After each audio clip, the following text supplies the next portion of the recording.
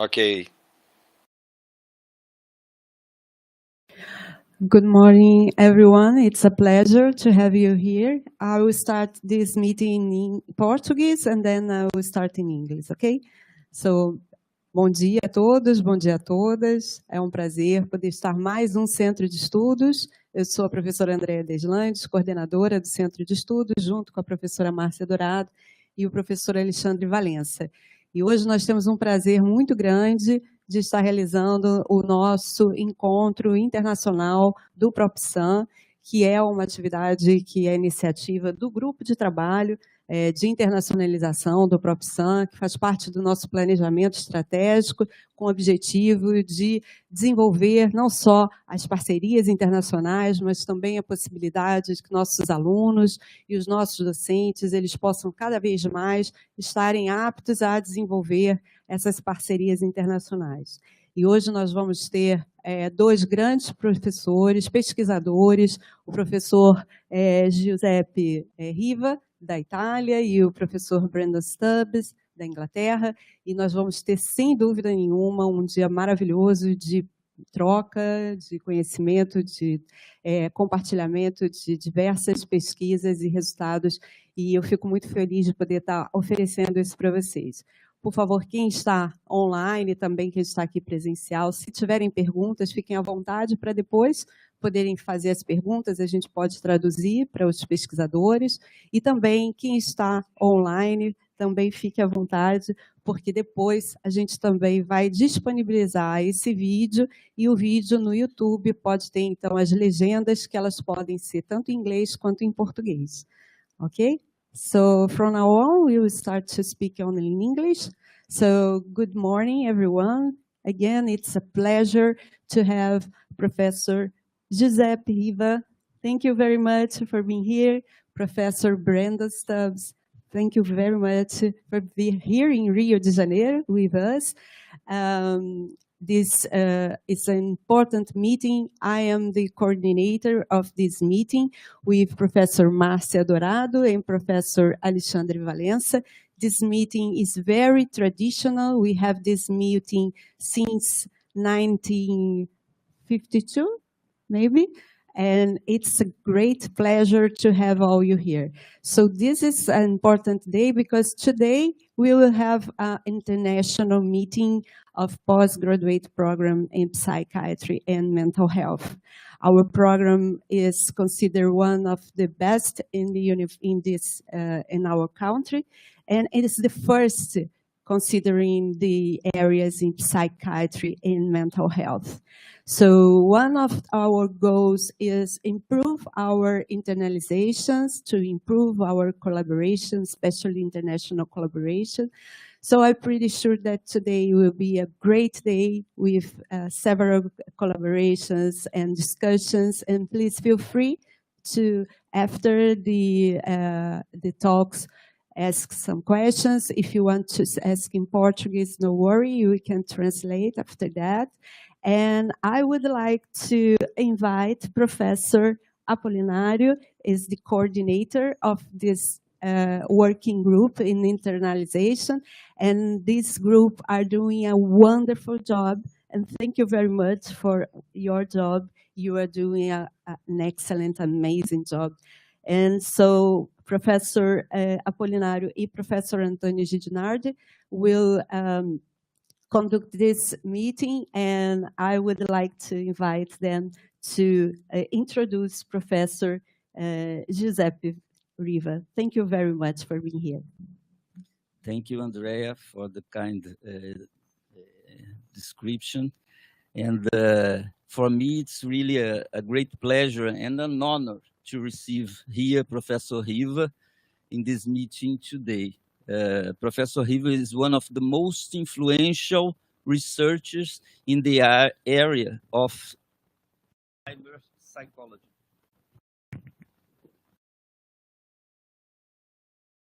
Hello. Professor Riva is one of the most influential researchers in the area of the cyber psychology. I think it's one of the pillars of this area, and virtual reality, but not only virtual reality, but you see that it's a broad area that encompasses a lot of aspects of this interaction of the online media and all these aspects. I think it will be a great opportunity for us to introduce the area, to be introduced in this area by him. I had the opportunity to meet, to contact Professor Riva, visiting his laboratories in Italy, in both centers, in the Catholic University of Milan and then Instituto Axiológico Italiano. He's a very kind person that generally showed his laboratories to me and other researchers that are at this time there just to know more about virtual reality. Now we are starting, and the fact that to call Professor Riva to come here with us is that we are starting a collaborative work with him, adapting a VR eating disorder platform to the Brazilian culture, to be used in future studies here in the country. This is a collaborative effort, and working here, we have Professor Egidio, we have also the group that's working with us in this virtual reality laboratory. And let me try to say some words about Professor Riva, to summarize, because it's difficult. Professor Giuseppe Riva is full professor of general psychology and communication psychology at the Catholic University of Milan, Italy, and head researcher of the Applied Technology for Neuropsychology Laboratory at Instituto Axiológico Italiano. Professor Riva pioneered much of the applications that enable the diffusion of the virtual reality and internet in the field of healthcare. Specifically, his research led to the development of new scientific disciplines, cyber psychology, integrating innovative research ranging from usability, ergonomics, cognitive science, to mobile devices and simulation apparatus. Professor Riva's research work focused on the concepts of presence and human adaptability. He will talk about this to us.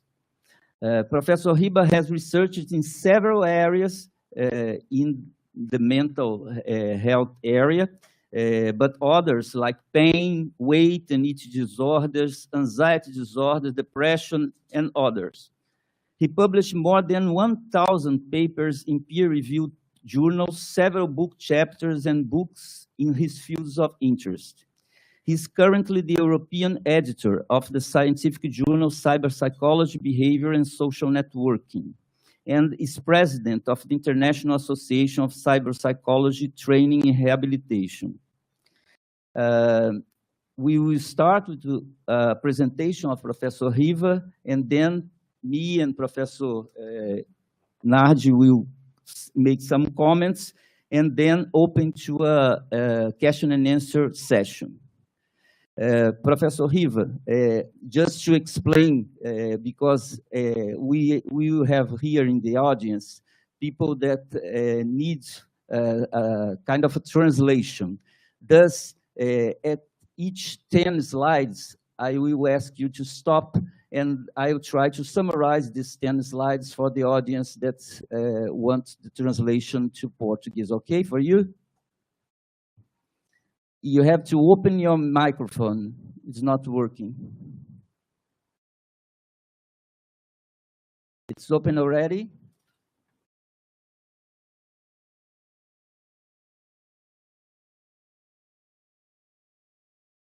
No.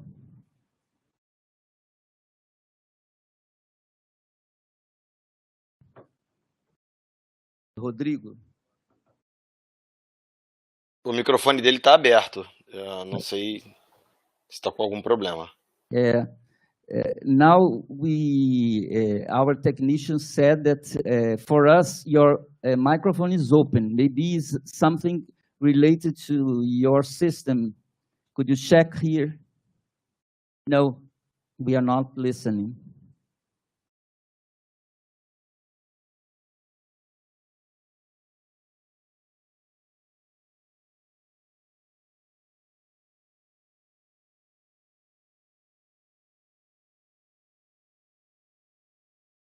No. Maybe you could re-enter in the system, no? Because maybe something that you didn't click at the entrance. Rodrigo, dá uma verificada, né? Se ele clicou naquele passo do microfone, tá? Ok.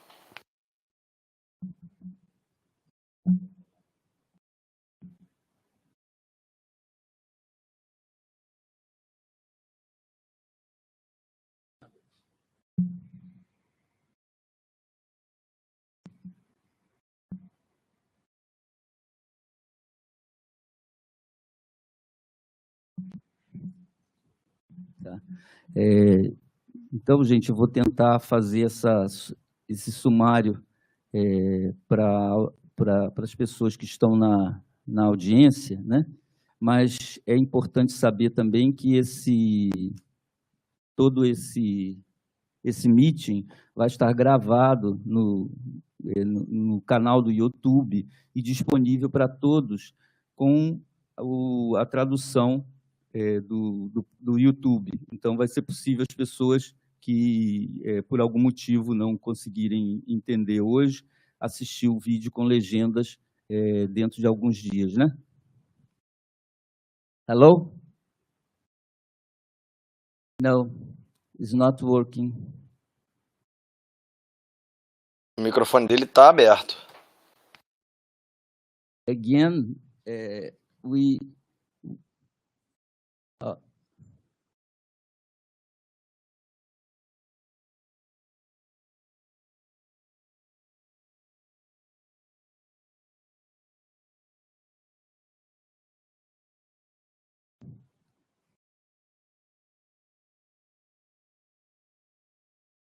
Are you using the same equipment that you used yesterday? Yeah? I don't know, because yesterday worked so smoothly. Ele pode tentar usar outro browser, tá? Porque o browser que ele tá pode não ter permitido o microfone, o uso do microfone.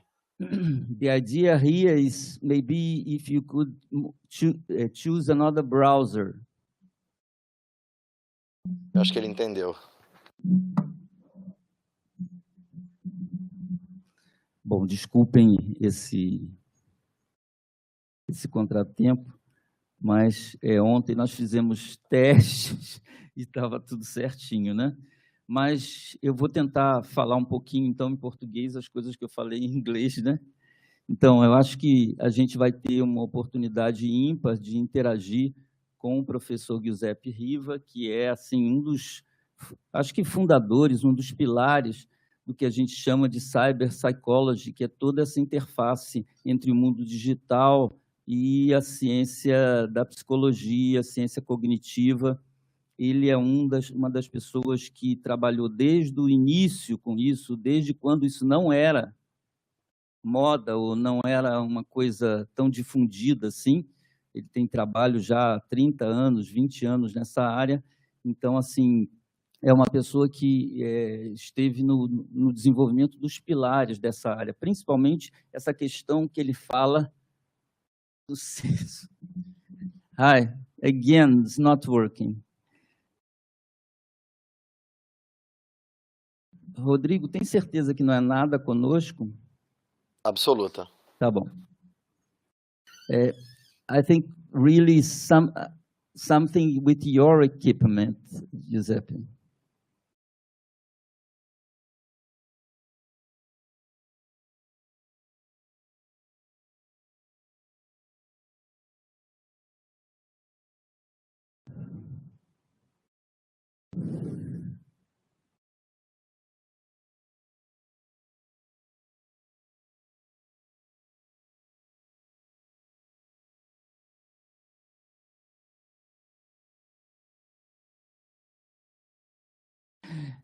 We checked here, and we are not receiving your audio signal. Does Can you hear me? Oh, perfect. Now it's working. Sorry. No, not at all. Well, let's start. I already introduced you, and it's a pleasure for us to have you here, okay? Okay. Thank you very much for inviting me. I'm very happy to share with you my view. I don't know if you can visualize my slide. So, okay, thank you very much. First of all, I want to thank you for inviting me. In particular, I want to thank you, Jose, Professor Apolinario, for inviting me to share my vision about the use of virtual reality in mental health. Just a few words on myself. I have two souls. On one side, I am a professor of cognitive psychology, so I am a researcher. And in my research, I'm trying to understand the mechanisms behind virtual reality, why virtual reality is so effective in simulating reality. But at the same time, I also work in a clinic, in an hospital. I work in Istituto Oxologico Italiano. Istituto Oxologico Italiano is one of the leading Italian private hospital in Italy. And there I am the director of the translation of the application of technology to mental health. And so I want to share with you my vision of why virtual reality can be very effective in dealing with mental health. Well, most of you are psychiatrists, so you know very well that the mental health world now is split in two. The first side is the one of biological psychiatry. You know that biological psychiatry is probably one of the most influential side of psychiatric, and behind the vision of biological psychiatry, there is the idea that mental illnesses are related to chemical imbalances. We know very well the power of psychodrugs. We know that psychodrugs in the last 40 years were the most successful tools that was invented by psychiatry. But however, even if psychodrugs works, we know that it's not always clear how psychodrugs are directly connected to our mental illnesses. And we know that there are impairments in the brain, in the physical structure of the brain, but the connection between this imbalance in the brain and the functioning of the most common psychodrugs that tries to increase or reduce the influence of neurotransmitters like serotonin, dopamine, and so on is not so clear. So we know that psychodrugs works, but their link with mental health is less clear. Then we have another word, the word of psychotherapy. In psychotherapy, the approach is totally different. The idea is that it's the life of the person, it's the history of the person that in some way is connected to how the brain develops. And the idea is that mental illnesses for psychotherapy is related to how people experience reality, to the emotion connected to the experience, how this experience influences our behavior and so on. So if for psychiatry, the main issue is the brain functioning, for psychotherapy, the main issue is an experience, a critical experiences that in some way create an imbalance in how the individual cope with that. However, we don't have a clear idea about the process of change. So even if we know that even psychotherapy works, we don't understand very well how psychotherapy can work to improve mental health. And in my opinion, the tool for connecting both sides of the equation, connecting the brain and the experience, psychiatry and psychotherapy, is virtual reality. A few years ago, Nature, the leading scientific journal, underlined the need of new tools for mental health. And my answer to this call for new tool was suggesting the use of virtual reality. I think that more technological tools, in particular virtual reality, is the way to overcome, to improve the connection between the two sides of mental health, brain and experience. And in this sense, my goal, the goal of my work in this field has been try to use virtual technology to change people's lives for better. So the idea is that through the use of virtual reality, we can improve the quality of life, and in particular, we can achieve clinical change. But what is clinical change? This is a topic that probably many of us have faced in daily activity. And it's clear that defining change, clinical change, is not easy, in the sense that we know that change requires a focus. So in order to achieve change, we have to focus on a specific experience, a specific behavior, and so on. And the idea is that through this focus, individuals are able to understand the experience and are able to reorganize it.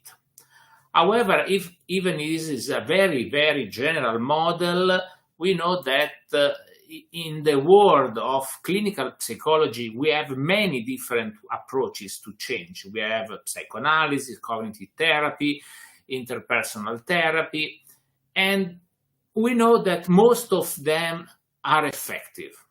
But what do they have in common? This is, in my opinion, is a critical question. What do they have in common? And some insights arrive from the work of two psychotherapists, Safran and Greenberg, and they underline that independently from the model of change, well, the process of change is always the same and can happen just in two ways, bottom up and top down. So the idea is that even if the theories of change are different, the process of change is always the same. And in particular, we can have a top-down change or a bottom-up change. Bottom-up change means that we start from the basic perception and sensation level. So we start from analyzing perception and sensation, try to modify them, and the change in the way we experience perception and sensation also then modify our behavior and then the conceptual level. The opposite approach is the one, for instance, typical of cognitive therapy. The idea is that we can also start from the top. So we can start from cognition, from rules, from beliefs. And we try to modify rules and beliefs and go down to behavior and go down to sensation and emotion. So why we have these two ways of changing? This is an important question. In my opinion, the answer comes from the work of a psychologist, a well-known psychologist, Professor Kahneman. Professor Kahneman demonstrated, and this allowed him to win the Nobel Prize for Economy, that in our brain we have two different cognitive systems. We have a system one, a low-level system, cognitive system, that is called intuition. The work of intuition is to to produce impressions. These impressions are fast, are not cognitive consuming. They are totally outside the control of the conscious control of the individual and so on. And then we have a second level of cognition, the level of reasoning. In reasoning, we have judgments. And these two mechanisms are totally different. In reasoning, we have beliefs and rules.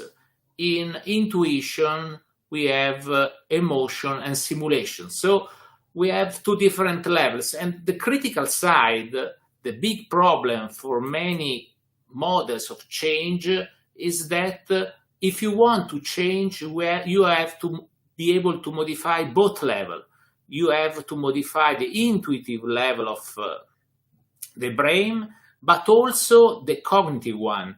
And we know that these two levels are totally different because we can clearly dissociate verbal knowledge by task performance. For instance, we can explain very well what we have to do, but we may have problems in doing things. For instance, many people know very well that they don't have to eat so much, but they are unable to stop eating. And the big issue is that for changing, you have to target both sides at the same time. And this is not easy. So you have to be able to modify the intuitive part. For instance, in eating, you have to cope with craving. So this intuitive urge for eating, but at the same time, you have to work with sorry, Jose, I have not stopped for your translation. I forgot. Sorry for that. No, not at all. I will try to translate your first 12 slides, okay? And then I will say that you could continue, ok? Bom, o professor Riva está apresentando conjunto bem abrangente das suas ideias em relação à realidade virtual, né? Começando pela própria psiquiatria ou saúde mental, e falando das grandes distinções, né, entre a psiquiatria biológica, que desenvolveu psicofármacos, mas que eles não dão uma resposta total, né, aos aspectos relacionados com a saúde mental. E ele cita o outro lado, né, que é o lado da psicoterapia, como uma grande capacidade de entender esse outro lado, que é o lado da experiência vital das pessoas, e focando métodos de adoecimento que envolve esse aspecto experiencial da vida. E fala e cita dois grandes artigos, que foram artigos assim, âncora, publicados na Nature, que faz que eles chamam de call of action, né? Uma tentativa de chamar a atenção das pessoas para a tentativa também de tentar entender os mecanismos subjacentes a essas modificações desses aspectos psicológicos, tá? E ele fala que uma das grandes possibilidades de você lidar com esses mecanismos subjacentes, que ele considera, é o uso de tecnologias virtuais, possibilitando uma mudança. E aí ele traz uma grande questão: o que é essa mudança, né?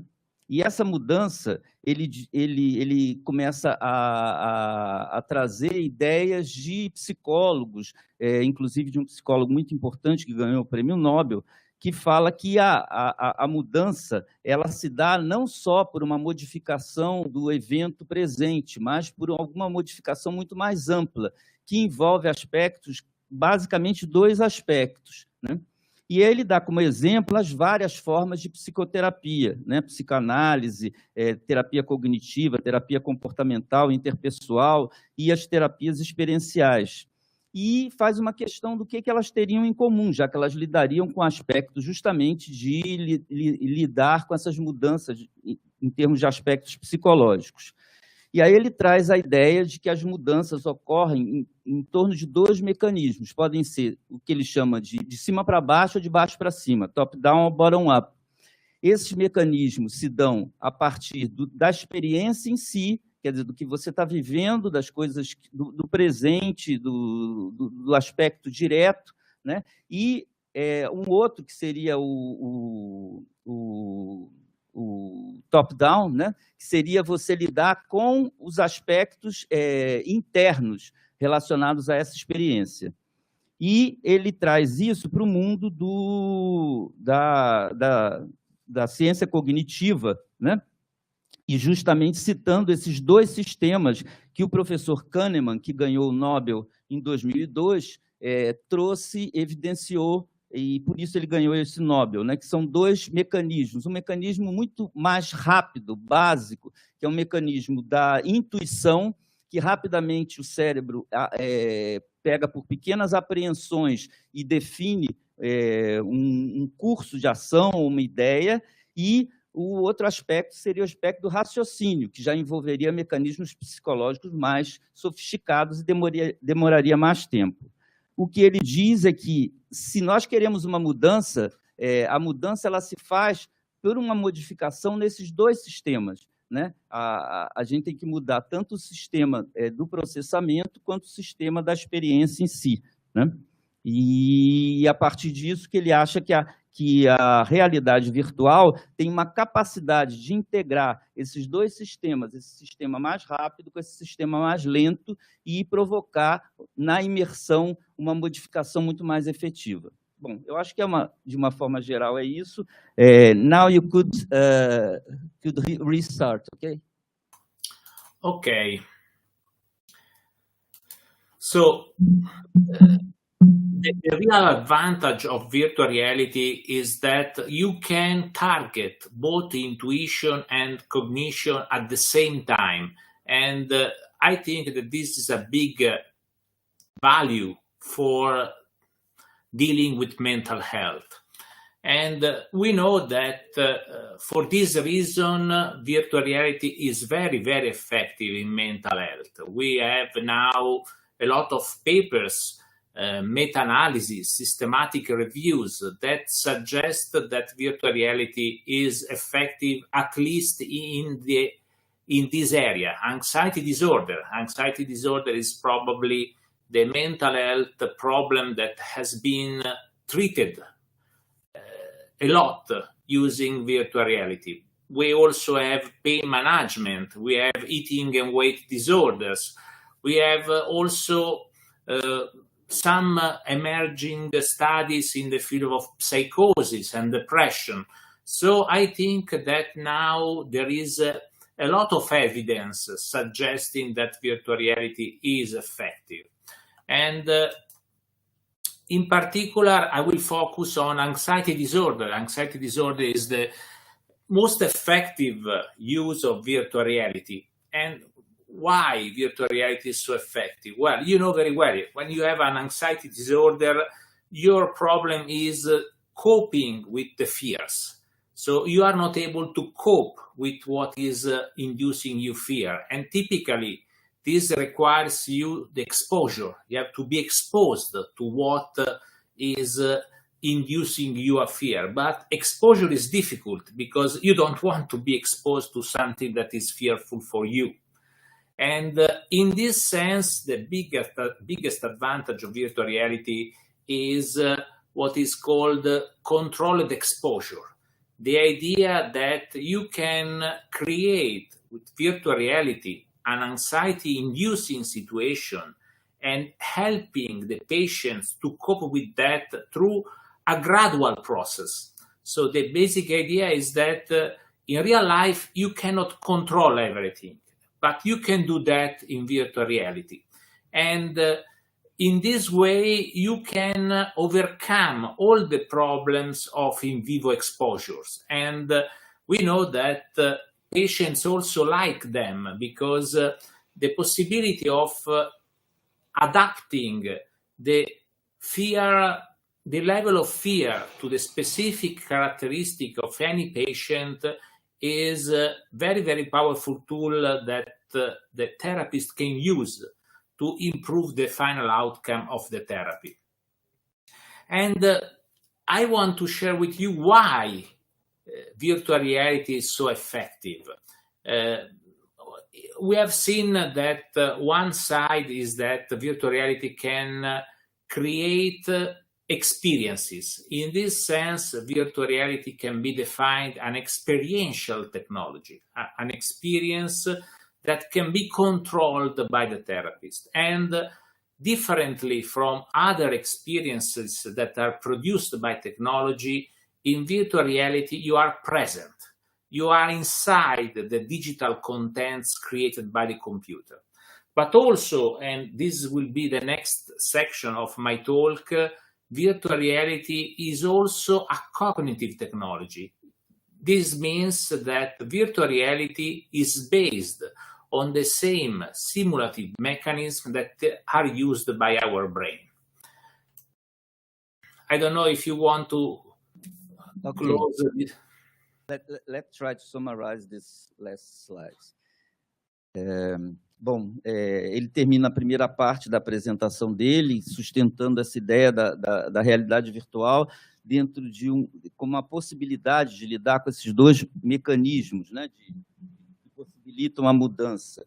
E dá um exemplo que hoje em dia você já tem uma série de estudos e revisões sistemáticas, uma até realizada aqui pela gente, né, sobre essas áreas da utilização da realidade virtual em saúde mental, mostrando o seu uso em vários quadros, né? Ele dá exemplos, começando pela aspectos relacionados à dor, mas também outros aspectos, como alucinações na esquizofrenia, transtornos de ansiedade, transtornos alimentares, né? E ele cita que uma das mais reconhecidas como áreas, né, de eficácia das terapias com realidade virtual é a área de ansiedade, né? Que realmente possibilita uma exposição a determinados aspectos temidos pelas pessoas, geralmente nesses quadros, facilitando o tratamento, né?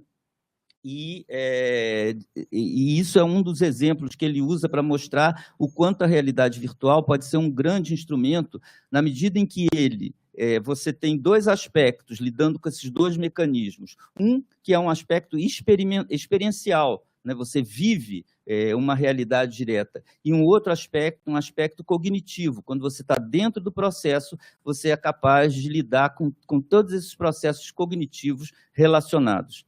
Então, por essas razões todas, a realidade virtual mostra-se uma área, né, uma tecnologia muito adequada para lidar com essas questões em saúde mental. Professor Riva, I conclude your first part, then Okay. you could continue, okay? Okay. So in this section, I will try to explain why virtual reality can be considered a cognitive technology. If we look at the typical approach of cognitive science in the 70s, so 50 years ago, typically we consider the brain as a tools that collected information from outside. The idea is that we have a world outside. This world outside sends us some signals, and these signals are processed and analyzed by our brain. Well, this view in the last 10, 15 years has changed a lot. The basic vision now behind cognitive science is that our brain not only get information, but for most of the time predict the information. So before even collecting signals from the outside world, before sensing things, our brain try to simulate, to predict in advance what will be collected, what will be sensed. In other words, the new trends in cognitive science that are called embodied cognition, situated cognition, and active approach that are now the leading fields inside cognitive science suggest that the core of the brain is a simulation. The core of the brain is the ability of using motor code, so information coming from the body, from our body, that is analyzed and simulated in order to achieve predictions about our own states, but also about the states of the external world.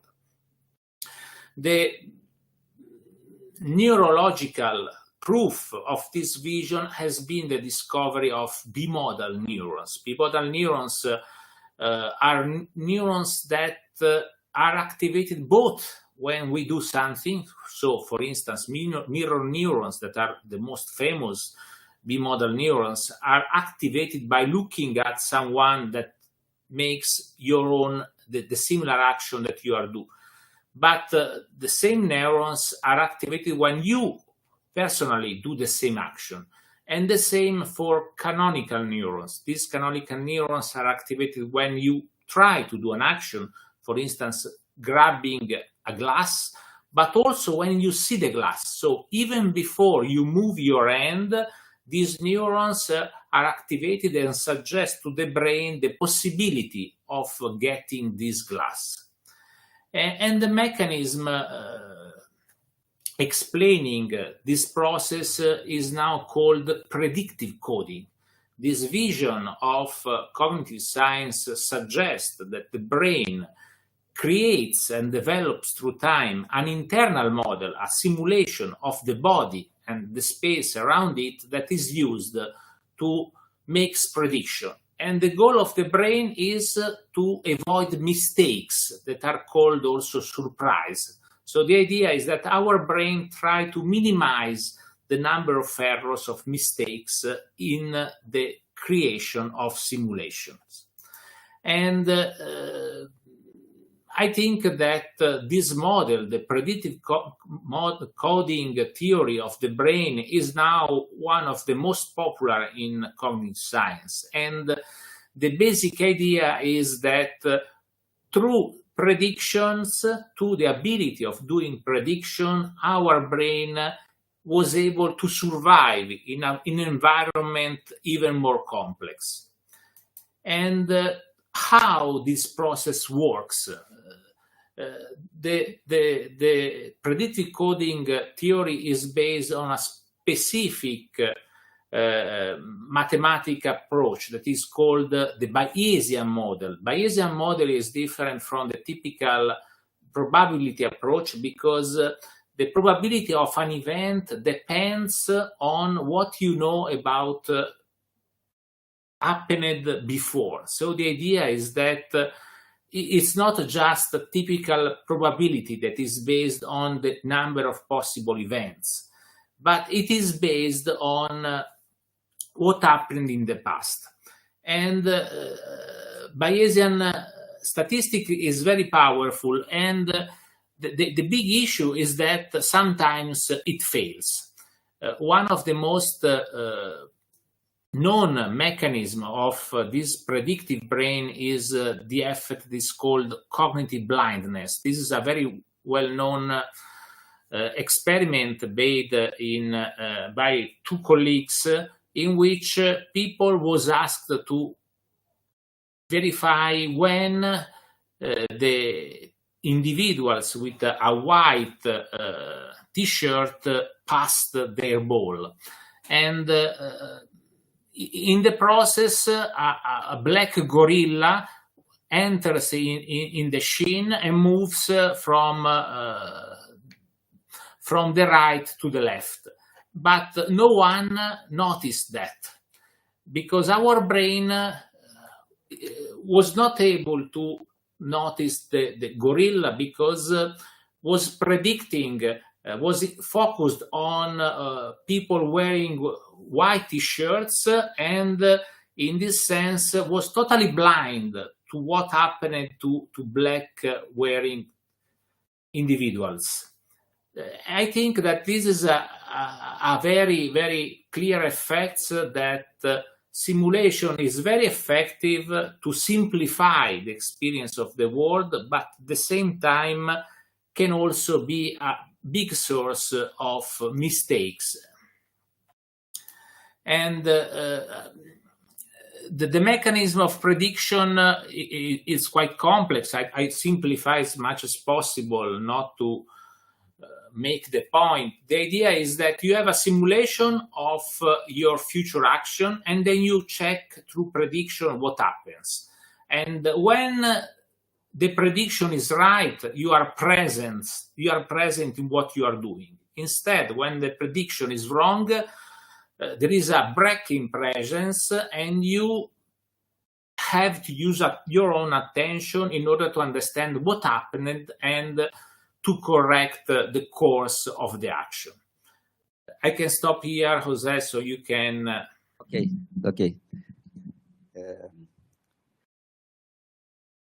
Bom, agora o professor Riva está apresentando aspectos relacionados à teoria de que anteriormente se tinha uma visão clássica desse aspecto da cognição somente com relação a inputs, né? Você via determinado objeto, aprendia esse objeto, ele tinha um imprint interno e a partir daí se desenvolvia todo o aspecto cognitivo, né, da apreensão dos fenômenos, né? Mas que atualmente tem havido uma grande mudança nessa ideia em relação a esse aspecto da cognição, passando mais por um aspecto que foi discutido por alguns psicólogos, que trazem a ideia de que a mente trabalha com uma pré-hipótese do fato, muito antes mesmo até de você ter a apreensão do fenômeno. E essa predição é que faz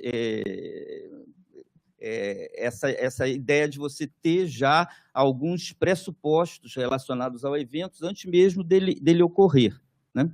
E aí ele vai se aprofundando nisso em termos atualmente de dois aspectos, que seriam um aspecto inicialmente sensório-motor, que é quando você vê ou toca um determinado objeto, ou um outro que é muito maior, que é um imprint que assim, depende um pouco desse aspecto motor, mas ele não está totalmente ligado a ele, já que ele tem como base esse mundo, né, preditivo, muito anterior mesmo ao fenômeno perceptivo real. Bom, a partir daí, ele fala da ideia também de aspectos neuronais diferentes, lidando com esses dois mundos, né? Um que seria mais uma certa cognição direta, relacionada à apresentação de determinadas situações sensórias, e um segundo que envolveria essa predição e que independeria disso. É uma criação quase que de um modelo tridimensional da própria ocorrência, né? E ele fala que isso é a base de fundamentação do que eles chamam de, em neuroscience, né, de codificação preditiva, que hoje tem vários trabalhos sobre isso, né, e que falam dessa capacidade de você, ao executar determinada coisa, você fica já dentro daquele imprint, né, tendo dificuldade de mudar a atenção para um outro, e que você está completamente envolto dentro daquela experiência preditiva. E ele cita isso com um exemplo, né, que é esse modelo do gorila, né, que é quando você pede a um conjunto de pessoas para eles apontarem as pessoas dentro daquela mais próximas que estão com uma determinada cor de roupa, e você coloca um distrator, passa um gorila dentro da cena, que a maioria das pessoas não conseguem distinguir esse gorila porque estão no processamento preditivo daquele fato. Então, mostrando que a mente trabalha com modelos preditivos tridimensionais muito, né? E aí ele transporta isso para a realidade virtual, basicamente lidando com esse aspecto, né, do fluxo, da presença do contato e com modelos preditivos que podem ser confirmados ou não confirmados. Quando são confirmados, você realmente passa por aquela experiência. Quando eles não são confirmados, é como se você tivesse que voltar atrás e revisar todo esse aspecto cognitivo envolvido, né? E ele diz que, na realidade, ele defende a ideia de que a realidade virtual trabalha justamente com todo esse aspecto do processamento cognitivo. Então, é uma forma de simular a própria forma do mental que nós trabalhamos, tá? Okay, you can go.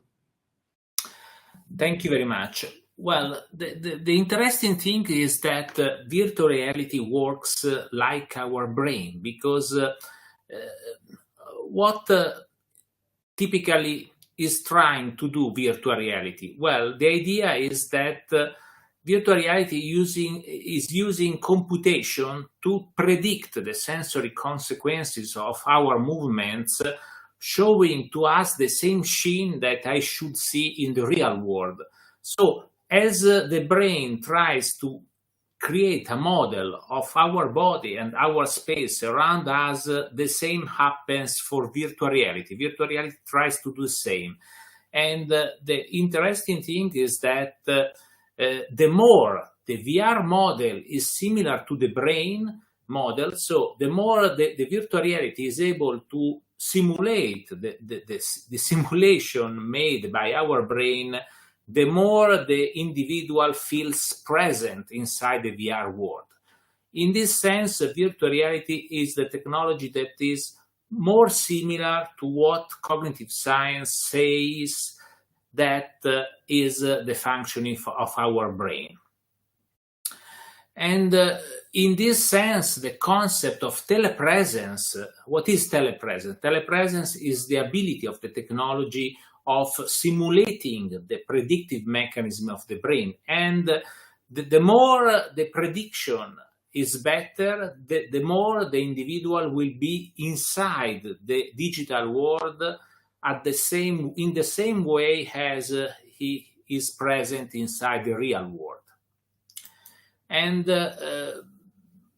this is a big issue, because thanks to the simulation capabilities of virtual reality, you can use virtual reality for assessing and modifying a lot of cognitive mechanisms. So executive function, attention, perception, memory, and so on. All these mechanisms, key mechanisms of our brain, can be targeted through virtual reality and assessed or modified. We know, for instance, that there is a growing area of virtual reality that is trying to focus on neurological disease and in trying to use virtual reality for cognitive rehabilitation. And we know that virtual reality is effective also in this field. And this is very, very important, because in the last 5 years, different reviews underlined how mental health problems may be connected to simulation problems. On one side, different colleagues suggested that predictive coding, the mechanism we have seen before, is the basic mechanism behind cognitive process. But also, more important for clinicians, different colleagues also underlined that pathologies such as schizophrenia, such as autism, such as eating disorder may be related to specific impairments in the predictive coding mechanism. So the challenge is that we can use virtual reality in order to target impairment in the simulation mechanisms, and at the same time finding a way for connecting biological psychiatry with the world of psychotherapy, because predictive coding is a mechanism related to the functioning of the brain. So what is done by colleagues working with predictive coding is using simulation of the mechanisms used by neurons in order to understand the functioning of the brain. At the same time, the experience plays a critical role in the process because the statistics, the Bayesian statistics, that is the core, the heart of predictive coding, is also related to the past experience. So experience plays a critical role in modifying the simulation capabilities of our brain. I will stop here so you can translate. Okay. Let me find the beginning. Bom, agora ele continua nessa aproximação que ele faz, né, desse aspecto cognitivo com a realidade virtual e justificando cada vez mais que o modelo de realidade virtual seria similar ao funcionamento dessas áreas cerebrais que fazem essa predição anterior da realidade, né? E isso vai muito pelo esse conceito de telepresença, que o professor Riva foi um dos grandes idealizadores e que desenvolveu esse aspecto, né? Que é a telepresença e a capacidade, quanto mais ela se iguala à presença, que é o fato de você estar lidando com o fato em realidade, mais você tem essa realidade virtual funcionando adequadamente. Então, a realidade virtual se aproxima, né, do senso de presença num determinado ambiente, com os experimentos todos que a pessoa tem em relação ao mundo e em relação àquela condição clínica, no caso do uso em saúde mental, né? Então, ele diz que um dos modelos assim, iniciais que mostraram muito bem isso foi o modelo de aplicação em algumas doenças neurológicas, por exemplo, doenças, ele não falou aqui, mas doenças do tipo, por exemplo, um membro fantasma, né, que a pessoa não tem mais um membro e continua sentindo dor no membro, continua tendo toda uma reação como se o membro estivesse existindo. Então, isso justamente trabalha nessa predição. E aí ele vai diretamente falando que esse aspecto cognitivo, né, que é essa predição de codificação da mente, né, estaria relacionada diretamente numa interface entre aspectos do corpo, né, e do eu, né, de aspectos psíquicos, né, e que alterações nesse aspecto, né, de predição estaria envolvido diretamente com a fisiopatologia de vários transtornos mentais. Então, alguns transtornos mentais, como, por exemplo, transtornos de ansiedade, transtornos alimentares, muitos da psicopatologia estaria baseada em predições distorcidas da realidade, né? E, logicamente, a realidade virtual poderia estar relacionada com isso, trabalhando dentro de uma predição mais adequada em relação ao evento, né? Eu acho que até aí é isso, gente. Só um minutinho. Ok, you can continue. Yes, from this work,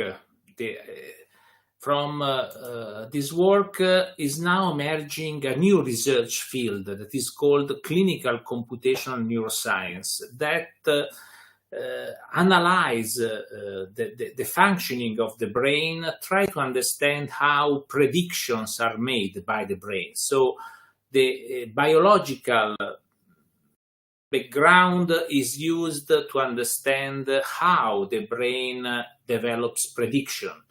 And the vision of this new field, clinical computational neuroscience, suggests that mental disease can be considered the results of wrong prediction of our brain.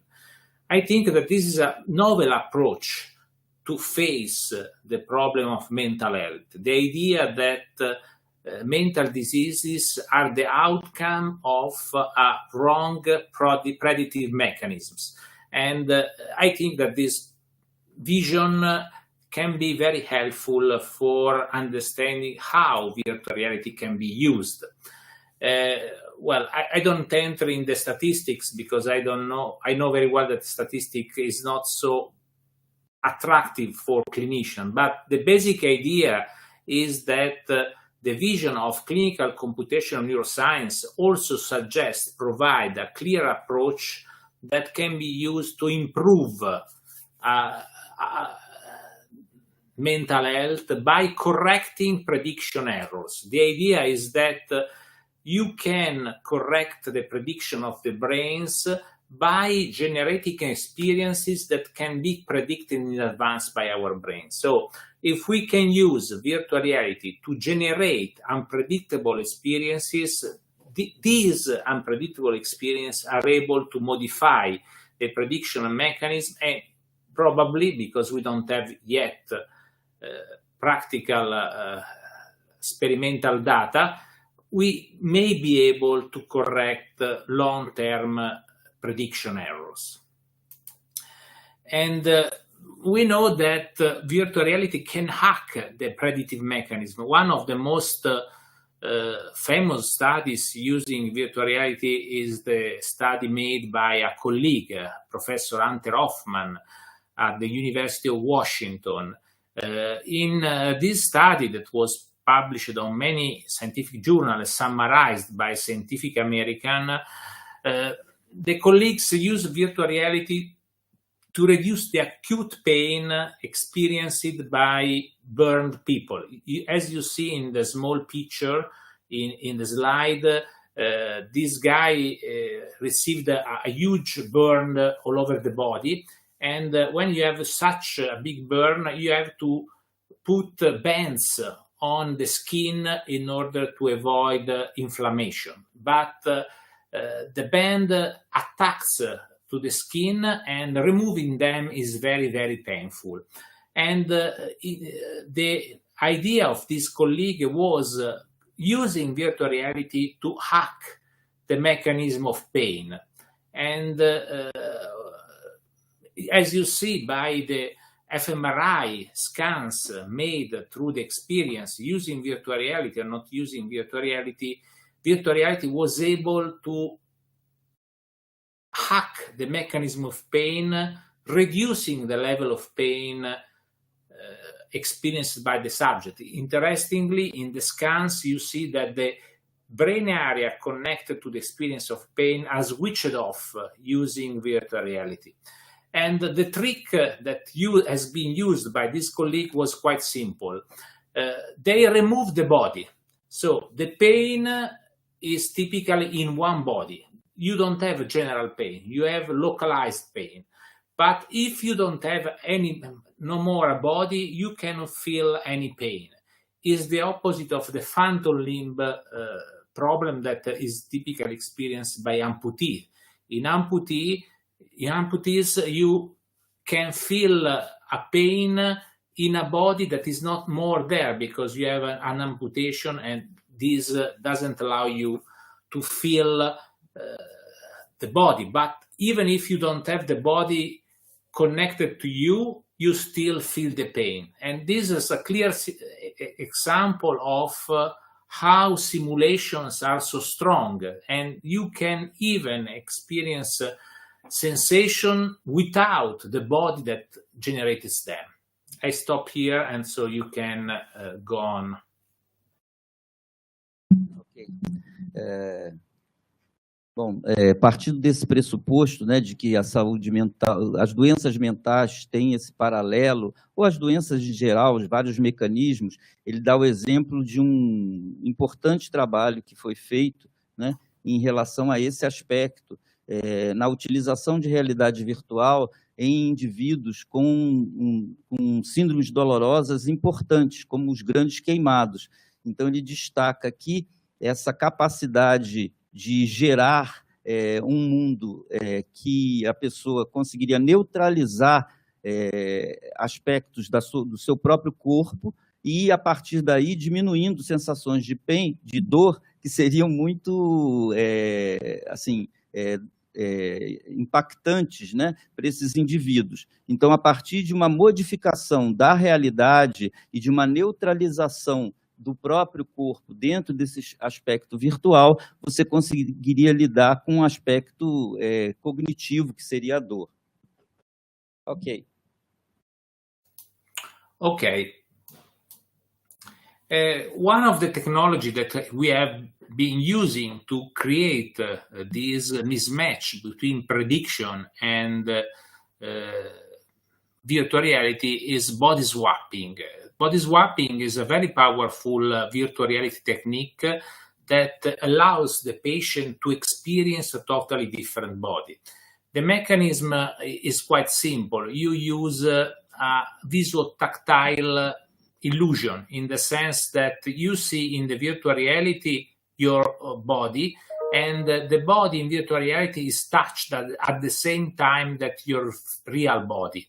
And after 5 minutes of seeing this illusion that your real body feels the same things that you see on your virtual body, your brain moves your body from the real one to the virtual reality one.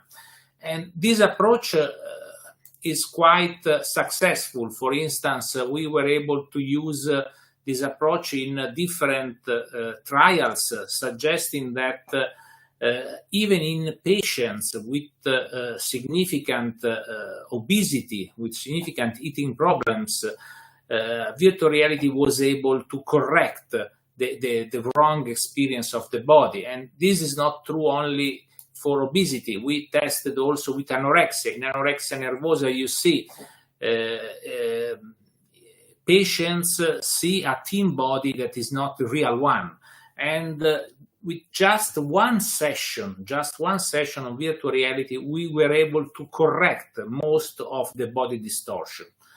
This suggests that virtual reality, and in particular body swapping, can be very effective in the field of the treatment of eating disorder. In another study that we published, we followed for 1 year a patient with anorexia, and we found that with 3 sessions of body swapping added to the typical cognitive behavioral therapy, we were able to reduce by 95% the overestimation of the patient. That is a big result you cannot achieve with other tools.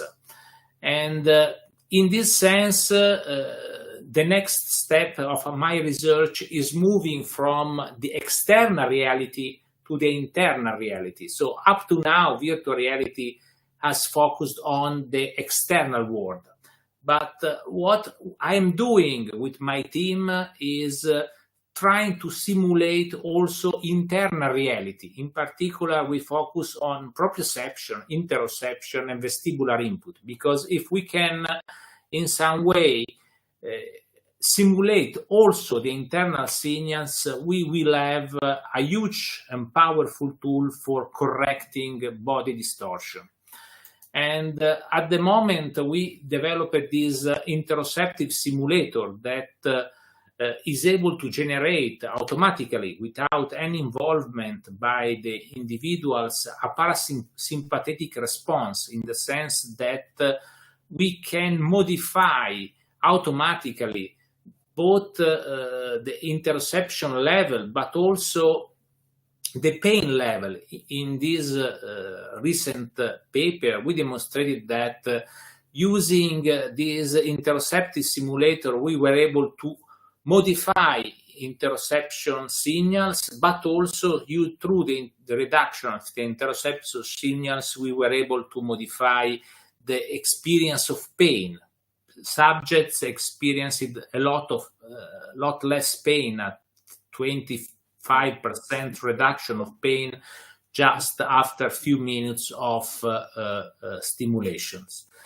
And in this sense, what we are working on now is a new vision of virtual reality, in which we can use both virtual reality simulating the external world and virtual reality simulating the internal world. We call it regenerative virtual therapy. This vision suggests that we can correct maladaptive prediction of the body by correcting all the signals that are used by our brain to predict the status of our body. And we have now designed a protocol that you can find in the paper here, in this paper, Regenerative Virtual Therapy, that is open access and you can check for free, in which we try to connect mindfulness with brain stimulation, virtual reality, and cognitive reprisal. Now we are approaching this method with eating disorder patients. We have started a randomized control trial that we hope to finish for the end of the year. So I hope that in the future I will tell you about my future work. If you want to explore the topics of my presentation, here there are some papers that summarize what I try to outline in my talk today. Thank you.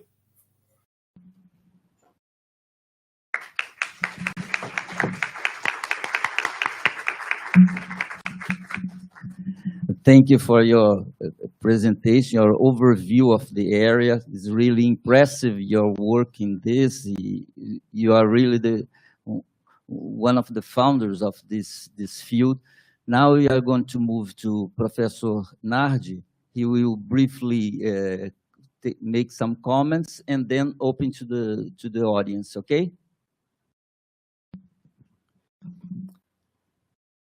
Good morning. Good morning, Professor Riva.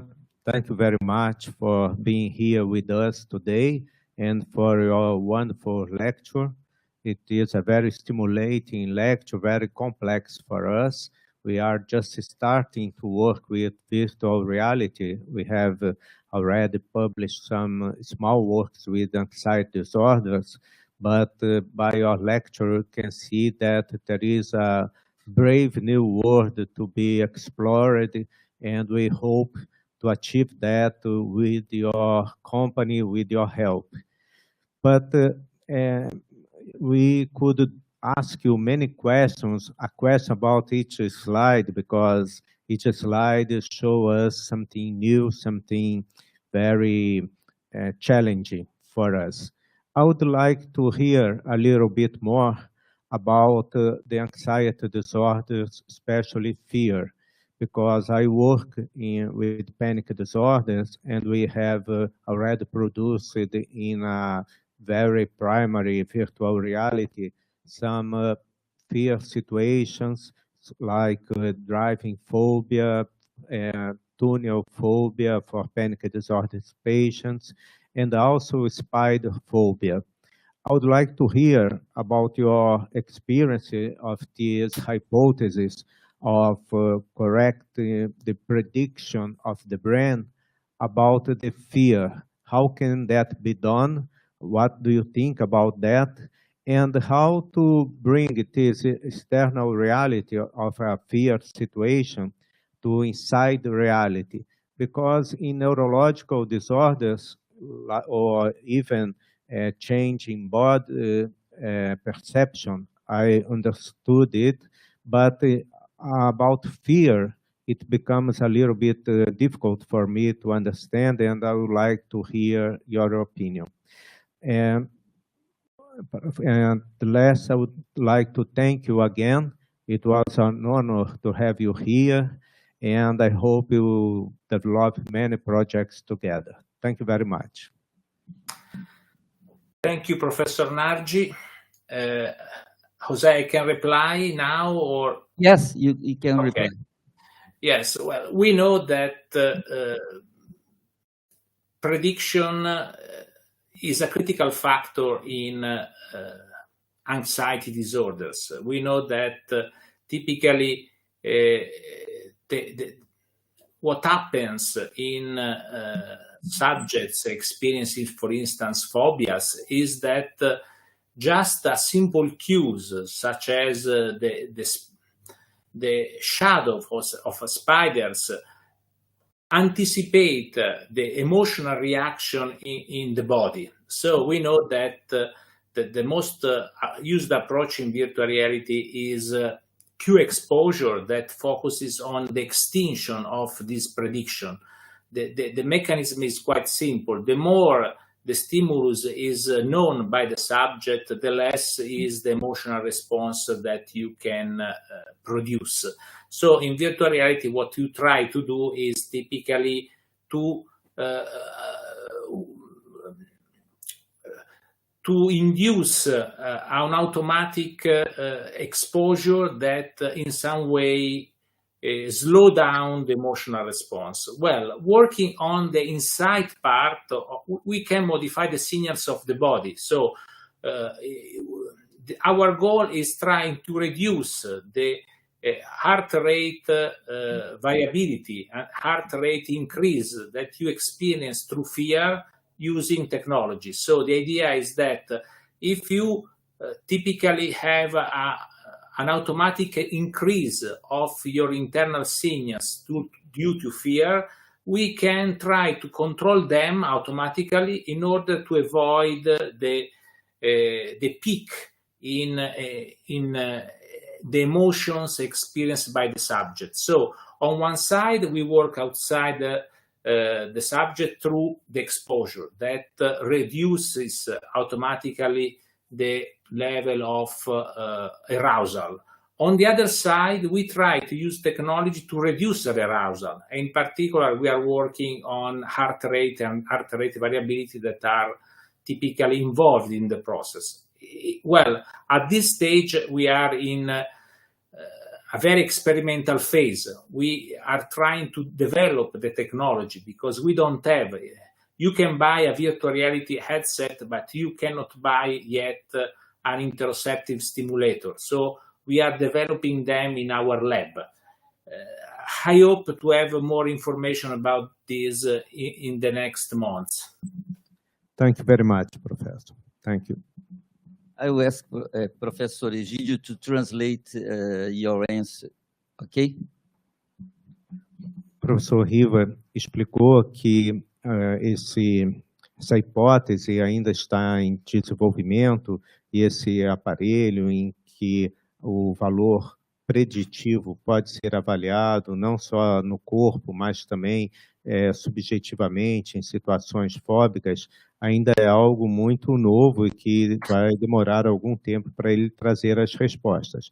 Mas no caso, por exemplo, das fobias, dos transtornos de ansiedade, o cérebro muitas vezes reage de uma forma melhor se ele souber que vai ser exposto a determinada situação e ele pode, nesse momento, observar as alterações fisiológicas que ocorrem no corpo e tentar controlar essas alterações fisiológicas através de técnicas de psicoterapia, de relaxamento, de respiração, para poder, então, o indivíduo enfrentar as situações temidas e isso mudar esse predictive coding, esse preditor de uma marca no cérebro onde mudaria o comportamento do indivíduo para as reações temidas. Thank you. So, we don't have so much time to have many questions, but we'll have some questions here from the audience, okay? I will... Okay, the first one is from Lúcio Lage. Dr. Lúcio Lage is doing a postdoctorate here in VR with Professor Nardi, and is now leading, together with Rafael Garcia, who is sitting here in the audience, the laboratory of VR. He congratulates you for the presentation and asks you about the use of VR in self-guided treatments. What your opinion about that, by the point of view of the patient and also by the point of view of the mental health practitioner, okay? Okay, well, I think that the virtual reality is a tool for therapy, but is not a substitute for the therapist now, in the sense that we can have self-guided virtual reality experiences that can be used by individuals, but I don't think that they can substitute a therapist, at least for real mental health disorders. So I think that you can use virtual reality, for instance, for dealing with anxiety, but not anxiety disorders, but people who want to relax. I think that virtual reality for relaxation, for mindfulness, is very powerful and can help non-patients to improve mental health. But for more complex problems in which is not just an automatic response of the individual to the experience, but you have to provide a meaning to this experience, the therapist has a critical role. Probably we can have standalone virtual reality experiences for very simple anxiety disorders, such as phobias. But for panic disorder, for instance, that is much more complex, I don't think that virtual reality alone can be effective. Thank you. O professor Riva comentou sobre isso, né, o uso da pergunta do Lúcio, que é o uso de realidade virtual para tipos de tratamento self-guided, né, que a própria pessoa pode se aplicar, né, ter as instruções através de manuais, e ele falou que a realidade virtual não substitui o terapeuta, não substitui a terapia presencial, que em determinadas áreas isso pode até ser usado em determinados aspectos, mas que em questões mais complexas é importante a presença presencial, né, também de uma pessoa nesse momento da intervenção. Eu acho que agora a gente... now we are going to move to our last question. Professor William, I think, wants to ask you a question.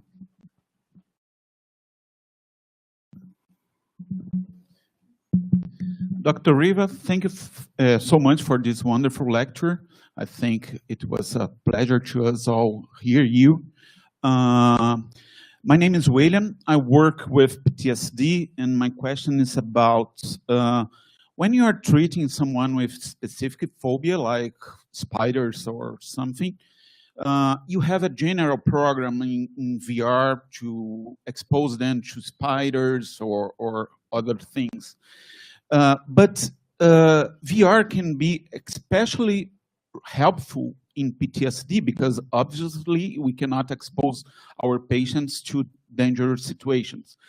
But our patients need to be exposed to a very specific situation, the situation that they have been through, like a robbery or a shooting, something like that. So my question is it possible, and how complex and how expensive it would be to create specific programs to each patients to put him again in the dangerous situation or the traumatic situation they were exposed? So thank you so much. Thank you for the very interesting question. I think that this is a critical issue for clinicians. Use standardized protocol and experiences. What we need for the use in PTSD, but not only, is the ability of personalized virtual reality. In the past, my team tried to develop a system that can be modified by a therapist in order to build specific experiences target for each patient, because it's clear that programming from scratch every experience is required by a PTSD patient is too complex. And what we tried to do in the past was creating some basic experiences, a robbery, being in front of a wolf or some other experience in which you can modify, you were able to modify all the pieces of the experiences without any programming. Unfortunately, the emergence of low-cost virtual reality tools and the emergence of app stores that required a specific authorization from the store stopped the process. But I'm sure that now for mental health, the possibility of having an approach in which non-programmers are able to build using just drag and drop techniques, the feature of a virtual environment in order to customize as much as possible to the needs of the therapist is a big issue. Unfortunately, to my knowledge, no one experience, such experience is ready yet.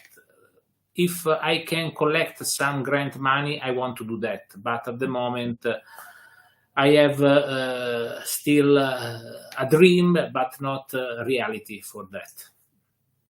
Thank you, Professor Riva. Eu acho que o professor Riva respondeu essa questão do William, dizendo que essas soluções, né, ele perguntou sobre exposição, né, de medos, né, de aranhas e essas coisas, e como facilitar esses mecanismos, né? O professor Riva, até quando eu estive lá, me mostrou muito, ele tem um foco muito grande em tentar cada vez mais simplificar, facilitar esses mecanismos usando as coisas mais simples e não todo esse aparato. Então, ele, apesar de não ter uma experiência específica com isso, ele acha que é bastante interessante cada vez mais você simplificar para que outras pessoas possam trabalhar com essa área, né? Okay, I would like to thank you, Professor Riva, for your participation in our meeting. It was very important to have this virtual reality presented by a person like you, that it's just in the core system of VR now. And I know that you have to move several classes to be here. Yes. This time, and I ask you, and I would like to thank you your generosity for this, okay? And thank you again, and ciao. Thank you, Jose.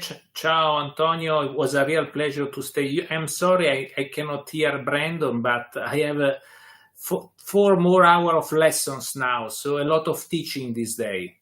So okay. Thank you for your attention. Ciao. Ciao from Italy, ciao. From Milano.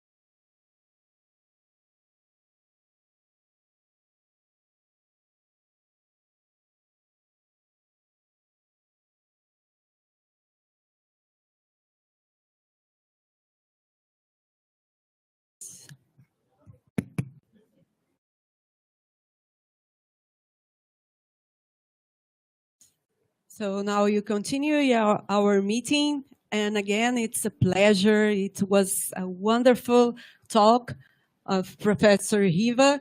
And it's very important for our program because we are have this kind of team about virtual reality, about technology in mental health and psychiatry.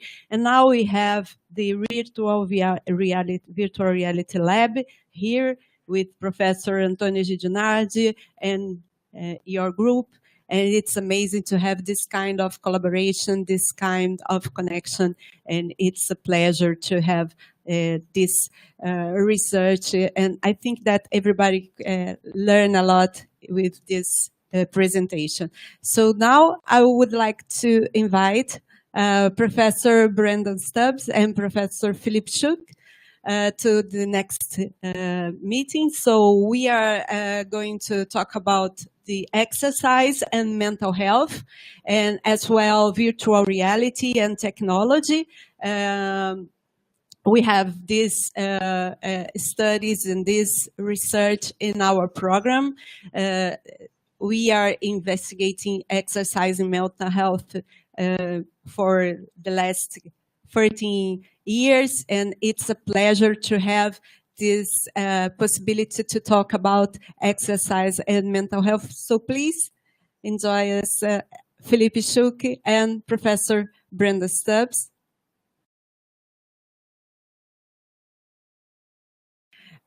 We are going to talk about several studies with Felipe and Brandon, Professor Brandon, for. And after that, you can present there. And all of the studies developed by Philip Schuch, we have the pleasure to collaborate with him. And also, I'm pretty sure that Professor Brando will show several studies in collaboration with Philip Schuch. And it's a pleasure to have Professor Philip Schuch here in our program. And I hope you enjoy this meeting as well as we enjoyed the last one. And so now I would like to invite Professor Philip Schuch to present and to introduce Professor Brandon Stubbs. Bom dia a todos e a todas. É um prazer muito grande para mim estar moderando essa atividade. Bem? Tá moderando essa atividade junto com a Andrea e com o meu colega Brandon Stubbs também. Eu falo baixinho sempre, então é um problema para mim. Vou tentar falar um pouquinho mais alto. Então é um prazer muito grande para mim estar aqui hoje com vocês, moderando essa atividade. A Andrea é uma colega e amiga de longa data já, que a gente vem trabalhando nessa área há alguns bons anos. E o Brandon é uma sumidade na área, um grande amigo meu também. Tem feito inúmeros estudos e vai ser certamente um prazer muito grande ouvir ele, e é um prazer muito grande ter ele aqui com a gente hoje. Então, uma breve introdução. O Brandon, ele é Clinical Lecturer no King's College London. Ele é um dos autores mais citados pela Clarivate Web of Science desde 2019, desde o início da lista. Ele tem atualmente mais de 500 artigos, eu acho que já deve ser mais de 600, que é uma velocidade impressionante que ele escreve. E ele é um dos maiores experts nessa área que envolve atividade física, saúde mental e relação mente-corpo, junto com um grupo de outros colaboradores. A gente tem trabalhado desde 2015, né, bastante nessa área, e certamente ele vai ter muito a contribuir com a gente hoje. Então, eu já adianto e passo a palavra para o professor Brandon. So, Brandon, thank you very much for being here together with us. It's a great pleasure for us. And I just say that you are a good friend of mine, and we have been working together since 2015, when we first met in London. And it will be fantastic to hear you. Thank you very much for coming to Brazil all the way along. Thank you very much. We are open to listen to you. Thank you. And thank you, Andrea and Felipe, for the kind invitation. Thank you for this amazing opportunity. I'm very pleased to be here. It's nice to meet new friends and nice to meet friends online. Hello. So I'll keep talking, Felipe, and you can stop me and then rehearse things. I'll try and talk slow so people can understand me, because I have a habit of talking quite fast. So I'll try and keep it slow. So I have no idea what Felipe said about me. I genuinely had no idea. So yeah, I'm a physiotherapist by background, and I work at the Institute of Psychiatry at King's College London. where I'm an academic and I'm also a physiotherapist, and I've been working in mental health services for 20 years. And I'm really excited to share some of the research that we have done, and Felipe, Andrea, and other people around how can physical activity and movement be used as a potential mechanism to promote better mental health and well-being, and how can it be used as an actual treatment for people. I'm going to be sharing some of the insights we've gained from that today. And there's so much to cover. I wanted to focus on one specific condition. So the large portion of the talk is going to focus on depression, but we've covered lots of different areas too. So what did I really want to sort of cover with you today? I mean, I just touched on this, but really I want to look at how is physical activity related to the risk of mental ill health? How can physical activity and exercise be used as a treatment? And what are some of the mechanisms through which exercise and physical activity can improve symptoms? Então, escutam? Tá. Então, o Brandon vai falar sobre... Primeiro, ele falou que não entendeu nada do que eu falei sobre ele, porque ele não entende português. But I have told you nice things. So, about you. Perfect. Então, ele vai focar a fala dele explicando como o exercício pode ser utilizado como um mecanismo para prevenir e tratar problemas de saúde mental, então mental ill health, essencialmente, e discutir um pouco dessa relação também de mente, corpo e atividade física, que é um dos focos também de como a atividade física pode ser saudável não só para o corpo, mas não só para a mente, mas também para o corpo de pessoas com transtornos mentais. E essa tem sido a nossa linha de investigação desse grupo de colegas, incluindo eu, a Andrea e mais alguns outros, por um período. So I wanted to pick up on something which has been said for a long period of time. So Plato said, you know, this a long time ago, that lack of activity is not very good for our health and well-being. It's taken us quite a long period of time to understand the relationship between lack of activity and our mental health. But with Felipe and others, we've done this through some prospective cohort studies and meta-analyses, which have really looked at this question to provide some meaningful underpinning science and data behind this. And I'm going to walk through some of these studies now. So the first study I wanted to mention briefly is one that Felipe was first author on, looking at the relationship between physical activity and the risk of depression in the future. This was in the American Journal of Psychiatry in 2018, and looked at over 250,000 people and how physically active people were at baseline, and when you adjust for everything else as best as you can, what is the risk of depression in the future? And broadly speaking, what we found is whether you're looking at young people, people of working age or older age, people who were more active were around 15% less likely to develop depression in the future. And this risk was most reduced when people met recommended guidelines, such as 150 minutes of moderate or vigorous physical activity per week. And this remained robust for many of the other models. And Felipe has done another paper more recently in JAMA Psychiatry, which I haven't put up here, but you can probably say a bit more about that, and you can talk about this paper better than I can because you're a first author. So I'll go to the next. Do you want to say that one first? Yeah, okay. So, então, o que o Brandon disse é que a gente já conhece a associação entre atividade física e saúde física há muito tempo, mas a associação e os benefícios da atividade física para a saúde mental, embora já se tenha discutido potencialmente desde a Grécia Antiga, mais recentemente que a gente tem evidências demonstrando de forma mais consistente esses efeitos. Um dos artigos que ele mostra primeiro, que é esse que está na tela, é uma meta-análise que a gente publicou em 2018, mostrando que pessoas fisicamente mais ativas têm um risco menor de desenvolver depressão, pessoas sem depressão no baseline, do que pessoas que são menos ativas. Então, essa é uma meta-análise que envolveu mais de 200 mil pessoas, obviamente dos estudos individuais que a gente incluiu, e mostra esse efeito de forma bastante consistente através de todas as idades e todas as regiões do mundo. Então, a gente conseguiu sustentar esse efeito. A gente não, as análises de subgrupo mostraram que esse efeito é consistente através de diferentes populações, idades e tudo mais. Esse efeito ele é consistente, ele é universal, não importa o fator de proteção ou não importa a característica da população. And one of the limitations with the data at the moment looking between physical activity and future depression is the lack of objective measures of physical activity, and particularly in young people. So we know how important this is, and you'll know for the detection and prevention of depression and ill mental health. So this was a paper we did in Lancet Psychiatry, and we looked at accelerometry-derived physical activity, so measured on the hip, and between the ages of 12 to 16. So it was continually measured over this time period, and the risk of future depression in 4,000 young people.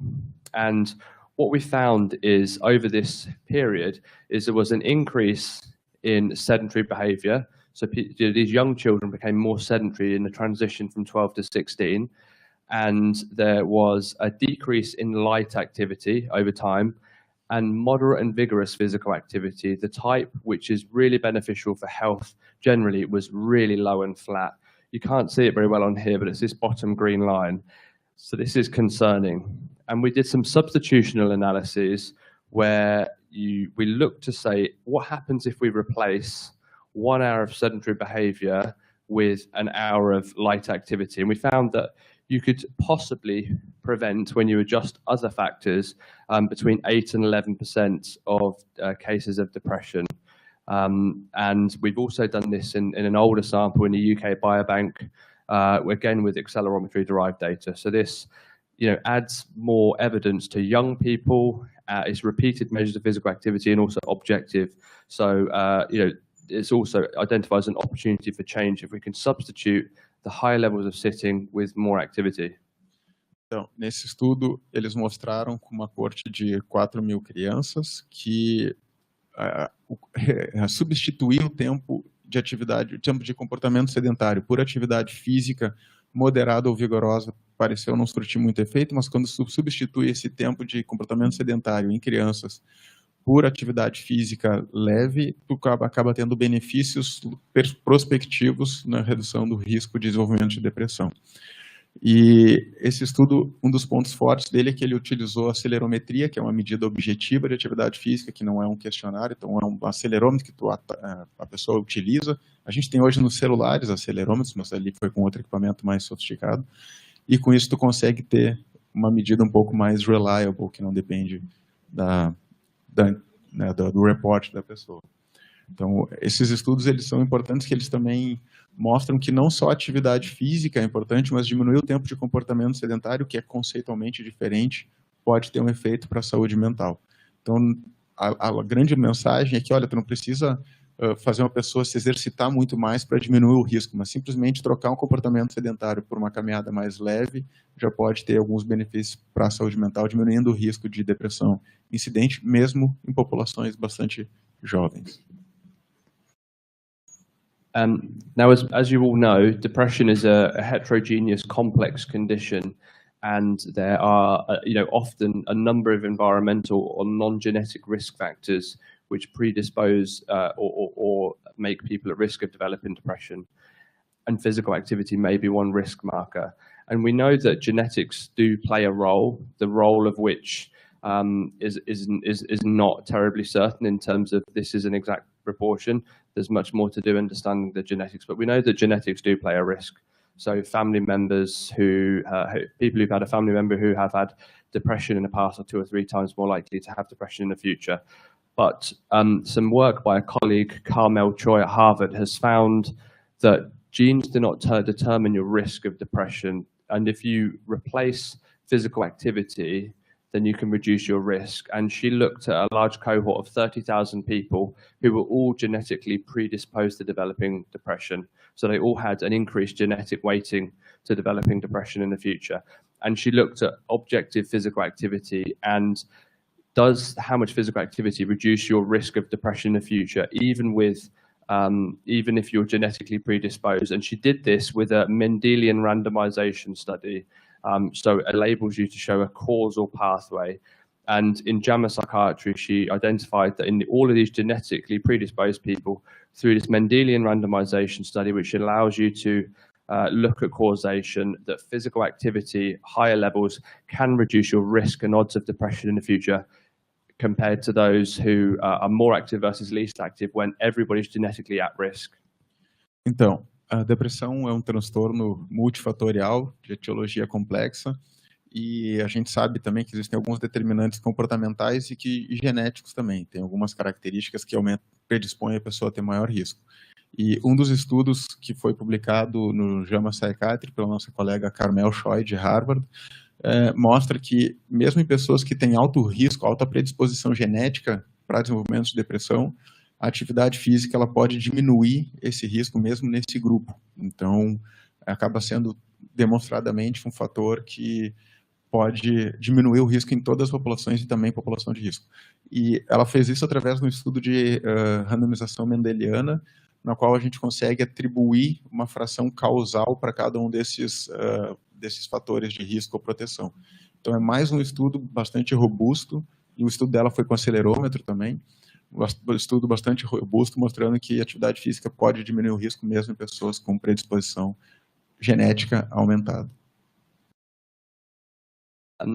We've also been very interested in moving beyond physical activity, but what about other aspects of fitness, such as cardiorespiratory fitness? How well your heart and lungs respond to exercise?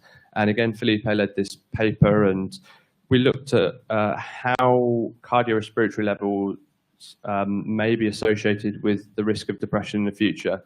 And compared to people who had lower cardiorespiratory levels with higher, people who had lower levels, around 75% more likely to develop depression in the future. And that was 1 million people over a good number of years. So it appears that not only being more active, but also how well your heart and lungs work could offer a protective effect for depression in the future. And here is a slide just to demonstrate that particular point. But we've also been interested in muscle strength too, building on Einstein's work of muscle strength, which he's not as well known for as some of his other work, but he was actually a big advocate for strength training. So we've also been looking at, does strong muscles protect you from developing depression in the future?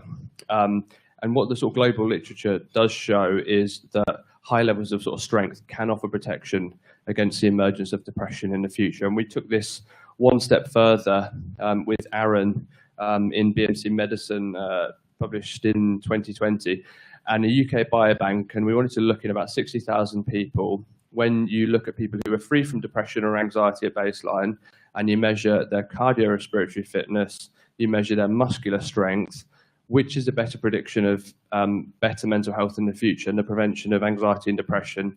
And essentially what we found is that both cardiorespiratory fitness and resistance training offer, in a linear fashion, protective against the emergence of depression and anxiety. But when you combine both of those together, you have an even higher additive effect. So it's important to have good heart and lungs and also good strong muscles, like Felipe. So, o que o Breno disse foi que nós publicamos um estudo em 2017, na verdade, que mostra o quanto a capacidade cardiorrespiratória, que não é o nível de atividade física, mas é fortemente determinado por ela, que é a nossa capacidade de exercer um esforço aeróbio máximo, está associado a um risco menor de desenvolvimento de depressão no futuro. Então, uma meta-análise também que a gente fez com 1 milhão de participantes, era um número pequeno de estudos, mas um deles tinha mais de 1 milhão de pessoas, mostrando então que pessoas que têm maior capacidade cardiorrespiratória, independentemente do nível de atividade física, elas têm menor risco de desenvolver depressão no futuro. E que, a partir disso, algumas outras hipóteses surgiram para ver o quanto outras variáveis do condicionamento físico podem estar associadas com menor risco de desenvolvimento de saúde mental, que são proxies também de atividade física, são determinados pela atividade física, mas também são determinados por outros fatores genéticos intrínsecos do ser humano. Então, embora a maioria das pessoas não saibam, o Einstein também era um adepto do strength training, do treinamento de força. Mas, então, a partir dessa hipótese, eles fizeram alguns estudos para avaliar isso, e que a associação no estudo de corte que eles fizeram usando os dados do UK Biobank, que eles tentaram ver o quanto o fitness estava associado e o treinamento de força sozinho estava associado, a força muscular estava associada, os dois tinham uma tendência linear de associação com um fator de proteção de saúde mental, mas quando tu junta esses dois fatores, ou seja, que as pessoas têm mais força e mais capacidade cardiorrespiratória, o fator de proteção era maior do que os dois de forma linear isolados. Thank you. And before I talk about treatment specifically for people with depression, I wanted to touch upon sort of two areas which are particularly challenging for people who are struggling with their mental health and just struggling to do exercise more broadly. So the first one is motivation, and keeping motivation going. And obviously the core features of depression are decreased motivation, difficulty to get up and going. So the question always is, how do we motivate people to engage in physical activity and exercise who have low motivation as part of their core symptoms? And essentially, Davy is a colleague in Belgium who's done a lot of work looking at the self-determination theory about how can we move from external motivation, bringing in social support to help people experience some success and some early goal achievement so they can move from external motivation to internal motivation. And Davy's done a lot of work in schizophrenia, first episode psychosis, bipolar disorder and depressive disorder, showing this is a really nice framework to sort of move people along that activity continuum, allowing people to feel that they can take part and experience some success, which is really important. Então, uma das perguntas que sempre surgem é como motivar pessoas para fazer atividade física, especialmente pessoas com transtornos mentais, nos quais próprios sintomas podem ser barreiras, né, para a prática de atividade física e de qualquer outro tratamento, de qualquer outro comportamento também. Então, um dos colegas que tem estudado bastante essa área é o nosso colega Dave Van Kamfort, da Bélgica, da Universidade de Leuven, e basicamente ele tem tentado entender em como transformar quais são os princípios que guiam a motivação em pessoas com transtornos mentais e como transformar as pessoas com transtornos mentais em mais ativas. Essencialmente o que ele encontrou é que a motivação que mais sustenta a prática de atividade física e qualquer outro comportamento é a motivação autônoma, muito mais do que a motivação extrínseca, que é aquela motivação no qual o paciente refere que está fazendo ou está adotando aquele comportamento porque ele se sente bem, sente recompensa, sente conforto em fazer aquela atividade física.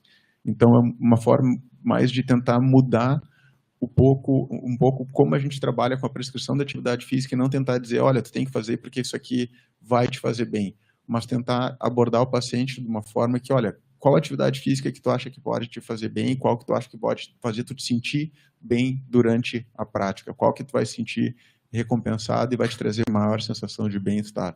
É mudar um pouco a maneira com a qual a gente prescreve e discute atividade física com o paciente. Em vez de dizer, olha, tu tem que fazer porque isso aqui vai te fazer bem, que é uma motivação externa, porque é uma ordem ou um comando ou uma sugestão direta de um médico, mas tentar abordar, tentando reconhecer os fatores individuais de cada uma das pessoas.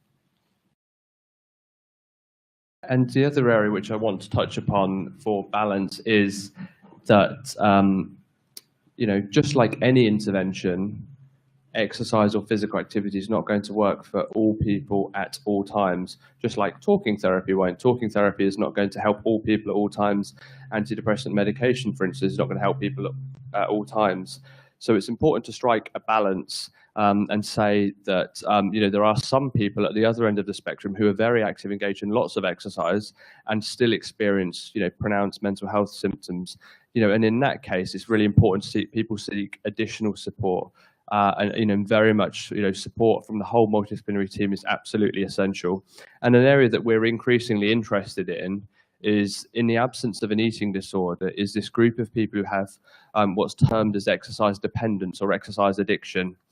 We had a PhD student look at this particular area, and we estimate that around 15% of people who use regular gyms or exercise classes, have a dependence upon exercise. So they're continuing to exercise when it's causing them, social pressures or issues, relationship issues, work-related issues. It's continuing to impede on their life. So they may have an injury, for instance, and be unable to not exercise. And these, again, people who don't have an eating disorder, where we know it's a core part of the illness and the diagnosis, but people who continue to want to exercise when it's having a detrimental impact on their functioning, their mental health, their physical health as well. So it's important just to acknowledge the limitations of exercise, like any intervention of mental health, and also this other group of people who are very highly active, probably to a point where it's having a detriment on their health generally. Então, é importante entender também que o exercício não é nenhuma panaceia, que tem suas limitações, assim como qualquer outra intervenção. Por exemplo, nem todo mundo vai se beneficiar de antidepressivos no primeiro momento, nem todo mundo vai responder bem à psicoterapia e também nem todo mundo vai responder bem ao exercício. Isso é parte de qualquer intervenção em psiquiatria. O que é importante também entender que, além das limitações do exercício, que tem pessoas que não vão se beneficiar, existe um subgrupo de aproximadamente 15% das pessoas que acabam criando dependência do exercício e que acabam continuando indo para as academias, acabam continuando se exercitando até que chega um momento que chega uma lesão, que acontece uma lesão física e acaba eventualmente interrompendo a prática dessa pessoa, que pode causar um sofrimento emocional maior em virtude da própria prática do exercício. E que também existe o grupo de pessoas com anorexia, tem alguns transtornos alimentares, nos quais a prática de atividade física pode não ser recomendada ou deve ser suspensa em algumas vezes, ou muitas vezes, assim que como parte do tratamento. Então, de novo, o exercício não é uma panaceia, tem limitações, e tem especificidades e tem riscos, eventualmente, em uma parcela da população. Thank you. And now I want to talk about people who do have a diagnosis of depression. How can exercise play a role in terms of the actual treatment and improving people's symptoms? And I want to highlight a few studies. The first is a meta-analysis of randomized controlled trials, which Felipe led and we've updated, which looked at sort of the totality of the evidence of when you add on exercise, whether it be aerobic training, resistance training, to usual care, and does it improve people's symptoms? And overwhelmingly found that there is a large antidepressant effect of exercise onto usual care. Now, there's some sort of disagreement about how does the impact of study quality influence the results with which you get, but we've looked at different subgroup analyses here and beyond and found that, broadly speaking, there is a beneficial impact of exercise. And there's a really nice randomized controlled trial which came out in the last month, which looked at a really important question. So it was conducted in the Netherlands, and it was over 130 people who were randomized either to receive running therapy 3 times a week, supervised, or their first antidepressant medication over a 4-month period. And what they found in this randomized controlled trial is when you compare running versus antidepressant medication head to head, is both of them had an improvement in mental health symptoms. There was no significant difference between an antidepressant medication or running, but there were much better improvements in people's physical health symptoms, such as changes in body weight and other blood biomarkers as well. And this really goes to add kudos and value to people presenting with their first episode of depression, showing exercise can have a clinically meaningful impact on people's mental health and have a better impact on people's physical health. This is just show head to head, but all treatments are really important.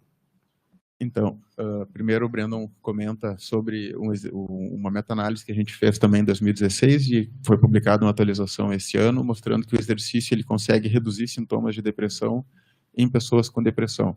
E mesmo quando a gente faz uma análise só daqueles artigos que tinham menor risco de viés, esse efeito ele é essencialmente mantido. Então, claro que a maioria dos trials em exercício eles têm alto risco de viés, mas mesmo quando a gente reduz esse pequeno grupo de estudos com menor risco, esse efeito é mantido. E tem um outro estudo bastante recente que foi publicado, que foi um estudo holandês publicado esse ano também, comparando exercício com antidepressivo, o head-to-head, né, cabeça a cabeça, e mostra que, essencialmente, os efeitos nos sintomas depressivos eles eram muito similares após o término da intervenção, não teve diferença entre os dois. Porém, o exercício conseguiu promover melhorias em alguns desfechos de saúde física nesse grupo, enquanto no tratamento farmacológico isso não ocorreu. Claro que estudos cabeça a cabeça eles têm limitações inúmeras, né, principalmente quando são estratégias diferentes, mas esse estudo está publicado e sugere que possa ter efeitos bastante similares em alguns grupos de pacientes. So most of the interventions have focused on aerobic training, so really getting the heart and lungs working. But there's emerging evidence for the importance of resistance or strength training more generally, showing that it can help increase people's longevity and a number of different outcomes too. And some colleagues looked at the evidence for resistance training for depressive symptoms in a meta-analysis, and they found that when you add on resistance training, you can get a significant improvement in people's depressive symptoms. So we're starting to look at what is the best mode and type of exercise for people to do. And there's a number of different mechanisms through which this could work. Another example, which is Rebecca, who's a psychologist that I work with and a former PhD student, we looked at the issue, the intervention of high intensity interval training, HIIT training in the British Journal of Sports Medicine. I wanted to understand, when you add on high intensity interval training, how does this influence people's mental health with physical illnesses, the general population, and also people with mental ill health? And she found that it is acceptable for people. There were no adverse events, despite some of the common concerns that people may have, and it can have a range of positive impacts too. Então, a maioria dos estudos disponíveis são de exercício aeróbico, né, que são exercícios de corrida, caminhada, ciclismo, por exemplo, essencialmente corrida e caminhada, mas também existem alguns outros estudos e outras meta-análises tentando entender o quanto o treinamento de força, musculação ou outras modalidades podem ser benéficas para a redução de sintoma. Então, no slide anterior, o Breno mostrou uma meta-análise conduzida pelo grupo do Matthew Herring, dos Estados Unidos, mostrando que o treinamento de força consegue reduzir sintomas de maneira bastante eficaz em pessoas com e sem depressão, em todas as populações clínicas. E num segundo slide, nesse slide que ele está mostrando agora, que o treinamento de alta intensidade ele pode ser um treinamento também aceitável, um treinamento de HIIT, né, que é o tiros de curtos de alta intensidade, podem ter também benefícios para a saúde mental e para desfechos de saúde física. Um estudo que foi conduzido pela Rebecca Markland, que foi uma aluna de doutorado do Brennan. And just more broadly, we've also looked at sort of exercise as an add-on intervention for different types of mental and substance use disorders. And generally speaking, across all of the sort of reviews and trials done to date, more and more are being conducted. The quality is also being improved. There are many methodological challenges which are unique to an in-person physical type of training that are just not there when you're giving someone a tablet, for instance, which is very easy to sort of blind people and use a placebo pill. So there are many challenges which we're trying to overcome with methodological innovative ways, and the quality is improving. But broadly speaking, when we look at the a scopic review, we see that you can see improvements at young people, adults and older adults with depressive symptoms. Also good evidence around other conditions I've not spoke on today, such as anxiety and stress-related symptoms. So we've done lots of work in a post-traumatic stress disorder, a generalized anxiety disorder, and there's also good evidence for schizophrenia spectrum disorders too, that exercise can reduce psychiatric symptoms and improve physical health. And remember, for many people with mental and substance use disorders, the leading causes of burden on their daily lives and also early deaths is physical comorbidities, which, if anything, medication makes more of an impact on, and other interventions don't address. But these are cornerstone for improving people's physical health more generally.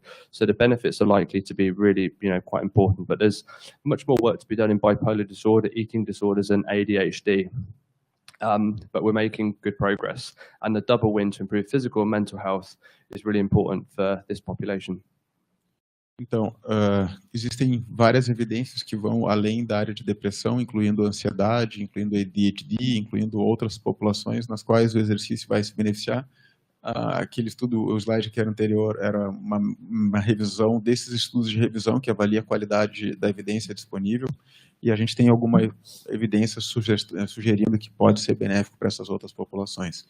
E algo que é bastante importante também é que uma causa substancial de burden, de impacto e de mortalidade em pessoas com uso de substâncias, por exemplo, e outras, esquizofrenia também, em outras populações, é que a saúde física deles é um problema muito principal que não é potencialmente resolvido pela medicação e pelos tratamentos farmacológicos. Então, a gente sabe, por exemplo, que os antipsicóticos podem dar ganho de peso, tem outros side effects que o exercício poderia ajudar na manutenção dessas populações, nesses desfechos nessa população. Thank you. So just to recap on that as an intervention, as exercise, the best interventions are really individualized to the person. So there is no point in me coming in as a physiotherapist or an exercise professional recommending that you do high intensity interval training if you don't like it and you prefer to do yoga, for instance. So it's important that everything is individualized to the person, and we've done research looking at the benefits of yoga for mental health, Pilates, other types of exercise. The most important thing is people to do something and experience the benefits. And generally speaking, most evidence is really around aerobic and resistance training, but there is emerging evidence in other areas too. And much like you see in the psychological therapy literature, if you want the best outcomes for CBT, etc., Pim Kuipers in the Netherlands has shown that you need a psychologist to oversee that, or a trained CBT therapist. We see the same thing in exercise interventions, which goes to show why it's really important that you have exercise professionals working in mental health multidisciplinary teams, because the best outcomes are seen when it's delivered by a recognized exercise professional. Bom, então, ele também tinha comentado antes, eu acabei não falando, que existem algumas barreiras específicas da literatura, que é, por exemplo, como promover uma intervenção, como limpar o efeito da intervenção quando ela é supervisionada ou não, pela própria supervisão do paciente, todos os efeitos de atenção psicossocial que vêm juntos. Mas esse é um problema também que acaba ocorrendo em outras áreas, indo já para esse slide, e na verdade a gente tem mais evidências em treinamento aeróbico de força, mas existem outras modalidades como yoga e outras mind-body techniques que também podem ser benéficas.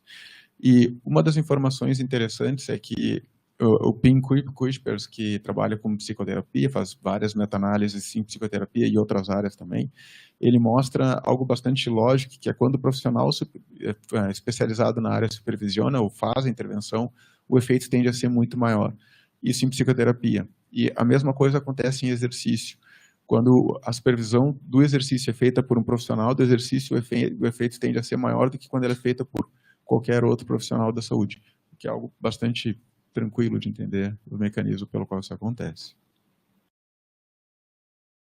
So now, just sort of, we understand that physical activity and exercise has an important role in the well-being and the onset of mental health conditions. It can be a core part of people's treatment, and we're really moving to try and understand what are some of the mechanisms for this.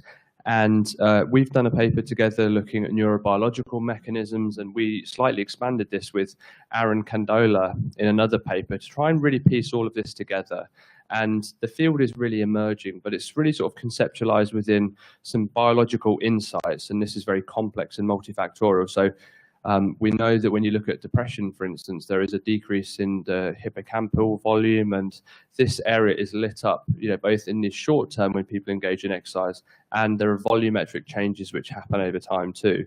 We've also looked at trials in young people, and we talk about where you see, increases in volume in the prefrontal cortex. So there's lots going on within the brain, both in the here and now when people exercise and over time.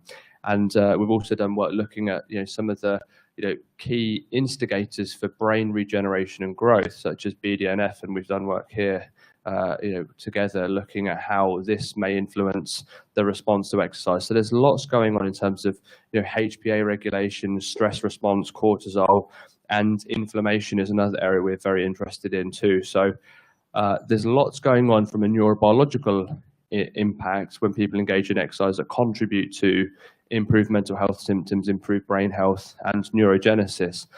But also it's important to acknowledge that there's a lot going on in the psychosocial mechanisms too. So if you engage in some physical activity and exercise, then you naturally feel a sense of, I've achieved something, increased self-efficacy. And you just feel better about yourself, improved self-esteem. Or if you take part in a group, for instance, then you may have a sense of social support, and we know how this is important for people's recovery too. So exercise has a multi-system effect when people engage in this. It's not due to one molecule where people would have previously said you feel better because of endorphins. We don't think that's the case. It's much more complex, multifactorial, and multi-system. Então, uma das preocupações da área é tentar entender quais são os mecanismos envolvidos, e essencialmente existem duas linhas, mecanismos psicossociais e neurobiológicos. Dentre os neurobiológicos tem a linha que fala que o exercício consegue promover alterações volumétricas no hipocampo, por exemplo. Tem uma meta-análise também que o nosso colega Joe liderou, mostrando que o exercício consegue mudar o volume do hipocampo e que as pessoas com depressão têm diminuição nessa área também, que pode alguma coisa estar sendo explicada por isso, né?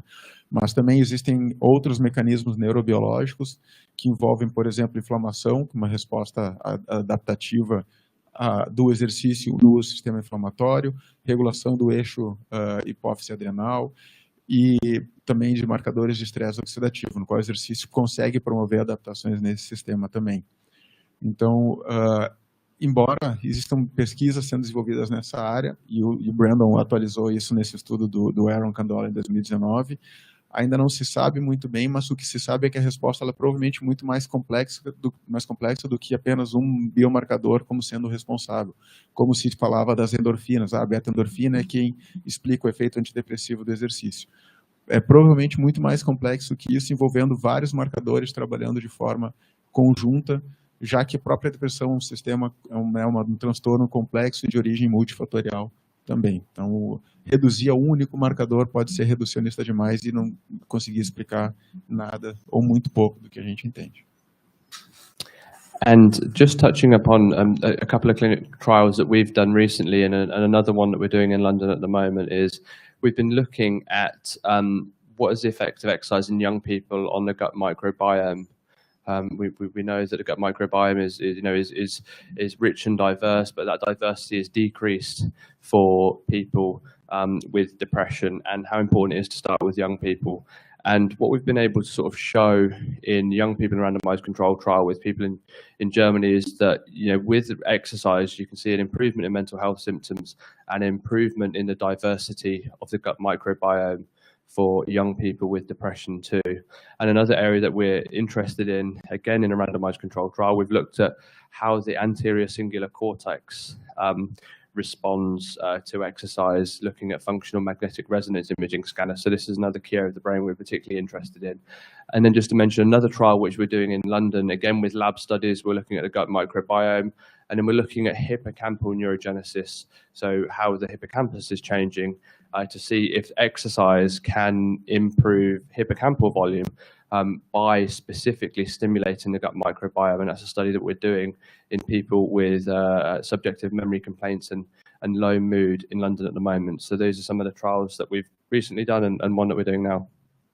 Então, alguns dos estudos recentes que estão sendo conduzidos agora, ou que foram conduzidos recentemente, olham para o quanto o exercício consegue modular o gut microbioma e o quanto essa regulação pode acabar tendo efeito nos desfechos de saúde mental em pessoas com risco, no caso em adolescentes, com risco para desenvolvimento de depressão.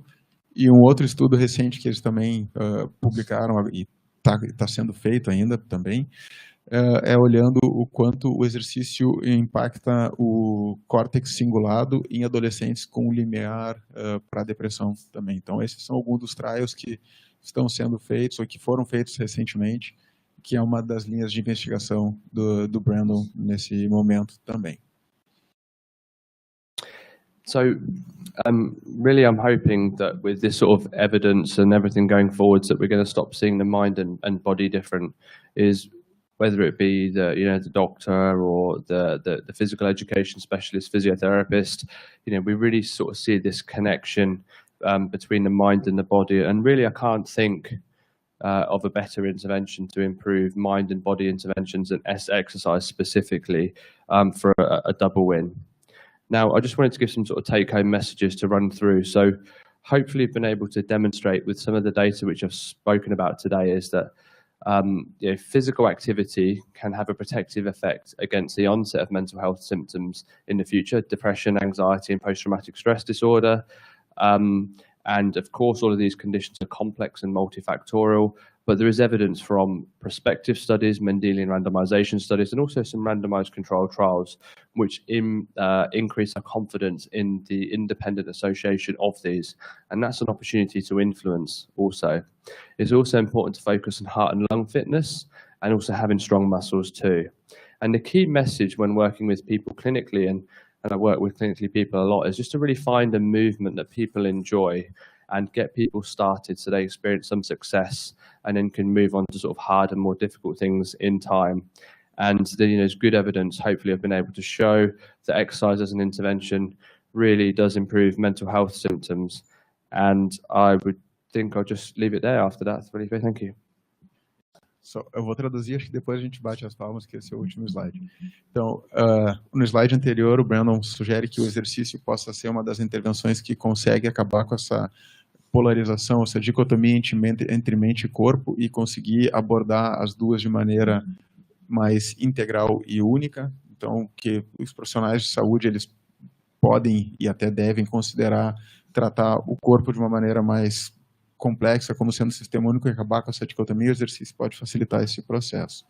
E que, das mensagens finais, então, que a atividade física, ela parece que tem um efeito protetor contra o desenvolvimento de alguns transtornos mentais, e mais do que isso, a saúde física, no caso, expressa pelos componentes da aptidão física, como capacidade cardiorrespiratória e força muscular, eles podem estar associados com menor risco de desenvolvimento de depressão. E que, importantemente, que se tenha bastante atenção, é importante que se tenha bastante atenção em quais atividades são mais agradáveis, mais prazerosas, e que isso pode ajudar no engajamento da pessoa na prática de atividade física. E o engajamento ele é essencial para que se tenha benefício. Sem engajamento, se o exercício não é feito, senão o benefício ele é naturalmente inexistente. Então, essas são algumas das mensagens chaves, e ele encerra agradecendo pela atenção e pela presença de todos.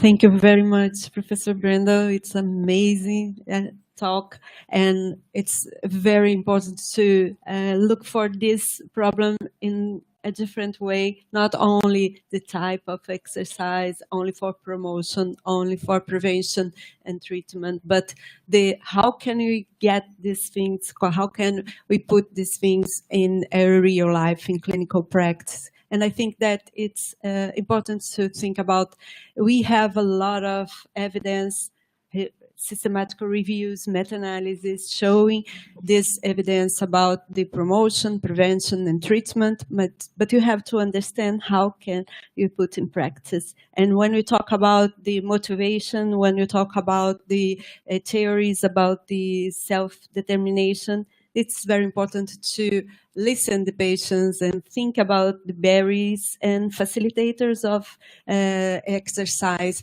And another thing is there are two things that you have to consider: the behavior, the sedentary behavior, and physical activity, because we can try to improve this physical activity and reduce sedentary behavior, and both things are great for the patients. We have a lot of things to realize, for example, neurobiological mechanisms that we have a lot of results, especially in animal models, and we have to improve this knowledge related to this kind of mechanisms. But I think that we have a lot of knowledge related to depression and anxiety, as you said, and I think that you have to know about the other kinds of disorders, such as eating disorders and this kind of disorders that we have to understand better. And I would like to know about the older adults, that it's another area that we are investigating here, and if you can talk about a little bit about this kind of population. Sure, thank you. So, the best time to start physical activity or exercise was yesterday or a few days before, and if you haven't started engaging in it, then the time is now.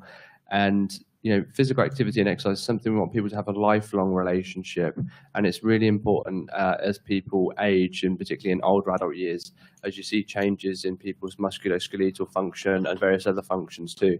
particularly as we look at sort of people's changes in cognitive function and also balance and strength. So in psychiatric patients, for instance, we know that falls and fractures are a really big issue, and exercise can have a really important role to help people keep strong and healthy on their feet, and also improve cognitive function. And there's good evidence in older adults that you can improve cognitive function and also improve depressive symptoms and other mental health symptoms too. So really important for mind and body to do exercise throughout the life course, but particularly in older age.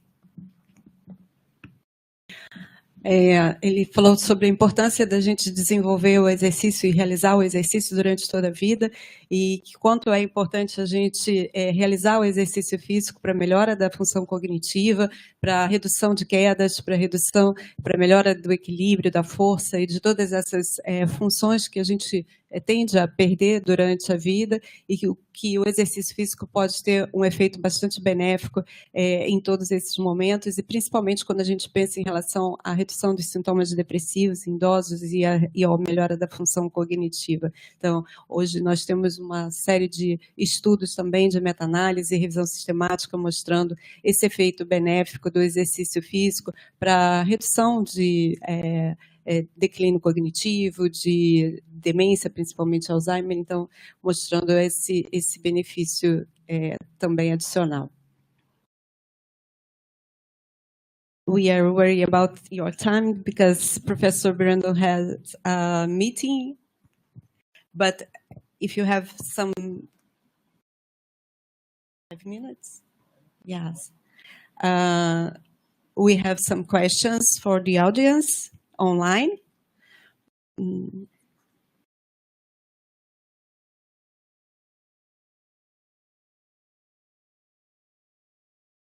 The first question is about the eating disorder. If you can talk about a little bit more about the eating disorders and the dependence of exercise, because we know that we have some persons that don't have problems, don't have disorders, but have dependence of exercise. And if you can talk about the eating disorders and the dependence.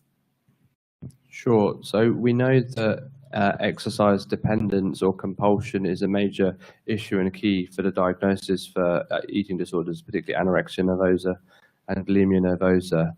And it's really important that with people within a really low body mass index, such as a BMI below 16, that they engage in very light weight-bearing exercises.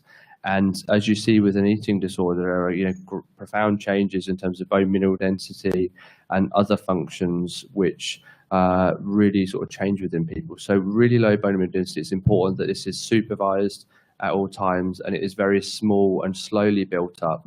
And it's much like eating, is people need to be able to develop a relationship with eating again, and they need to be able to develop a relationship with moving again, because not many people want to or will stop moving ever in their life again. So it's about building positive relationships. And then once people are able to gain weight and they get medical clearance to do more activity and movement, and you can start to focus on other things such as strength training too, which is really important for people to keep their muscles strong so they can function, because there's a lot of muscle wasting, and also bone strength.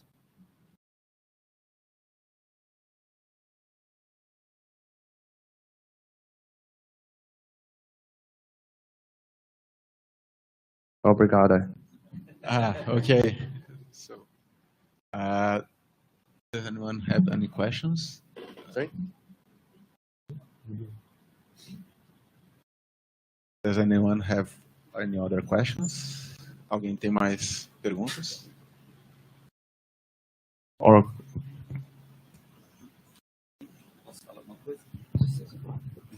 It's just a comment to invite you to work more with eating disorders. I'm always trying to convince Andrea to work with this field, because I think we have to move from a perspective of forbidding people with eating disorders to do some kind of exercise for a more customized the physical exercise for these people. You have to forbid maybe for the more severe case of anorexia nervosa, but you have to introduce, and we need your point of views and studies that you could have more guidelines in how to use more specifically on this, okay? Yeah. Thank you.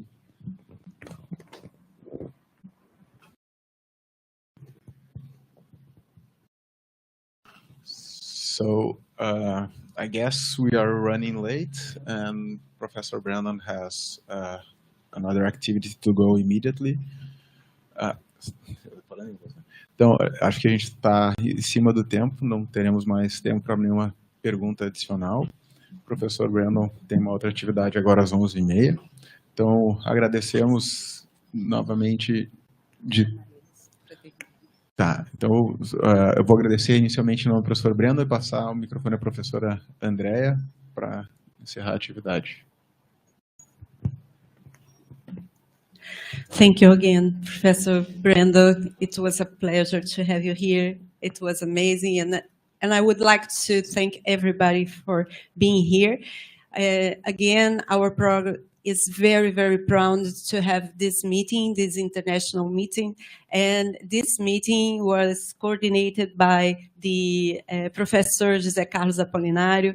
And this is a very important, is a priority, as I said before, for our program to invest in our international collaborations. And this is a very important moment for our program. So thank you very much for your amazing work that you are doing with your working group. It's not, I know that's not only you, but you represent the group.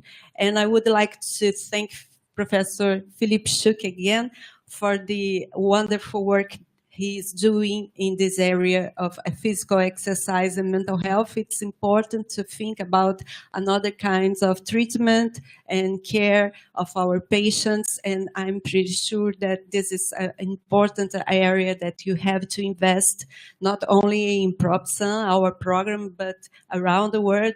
And I think that today we have a wonderful opportunity to have meetings and talks about the technology, about virtual reality, exercise, and I think that this is a message that we want to do in the future. You have our vision, our mission as a program, and we consider that exercise, virtual reality are important areas, main areas to study in our program. So I would like to invite Professor Apolinário and Professor Antônio Nardo-Egídio.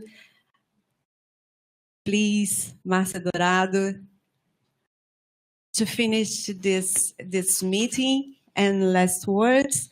Again, thank you very much, Professor Brando. We have just 1 minute because he has a meeting now. Well, I'd like to thank your words about this. I think really this kind of symposiums are very important for us to have. I think it's more complicated because you are talking English, but it's important for us to have this kind of meetings to open possibilities of interaction, to open new possibilities of work with international experts. And we are planning to have another one at the second semester with other teams. And I think you could appreciate our effort to doing this kind of meetings, okay? I also want to thank you, our international guests, to thank you, Professor Apolinário, for organizing this meeting, Professor Andrea for coordinating our postgraduate program. It is very important for postgraduate program to have international relationship with many research centers around the world in different areas. So I think today was very important. We are starting a virtual reality laboratory here in our institute, and we have a large experience with physical exercise, and it is good to strengthen this relation. Thank you very much. It was wonderful to participate. Thank you. Now I finish in Portuguese. Bom, muito obrigada a presença de todos e de todas, também as pessoas que estão online, nós temos mais de 50 pessoas online. Queria agradecer, lembrar que qualquer um pode depois assistir essa palestra no YouTube, e no YouTube também tem as legendas e que podem ser traduzidas, e desejar a todos, então, um bom final de semana, um bom feriado, e no próximo Centro de Estudos, na próxima sexta-feira, todos nós estaremos no evento dos programas de pós-graduação em Psiquiatria e Saúde Mental do Brasil, na USP, então nós não vamos ter o nosso Centro de Estudos aqui presencial, mas para os alunos do Centro de Estudos, eles terão então uma palestra no ambiente AVA. Muito obrigada, bom fim de semana e bom feriado a todos.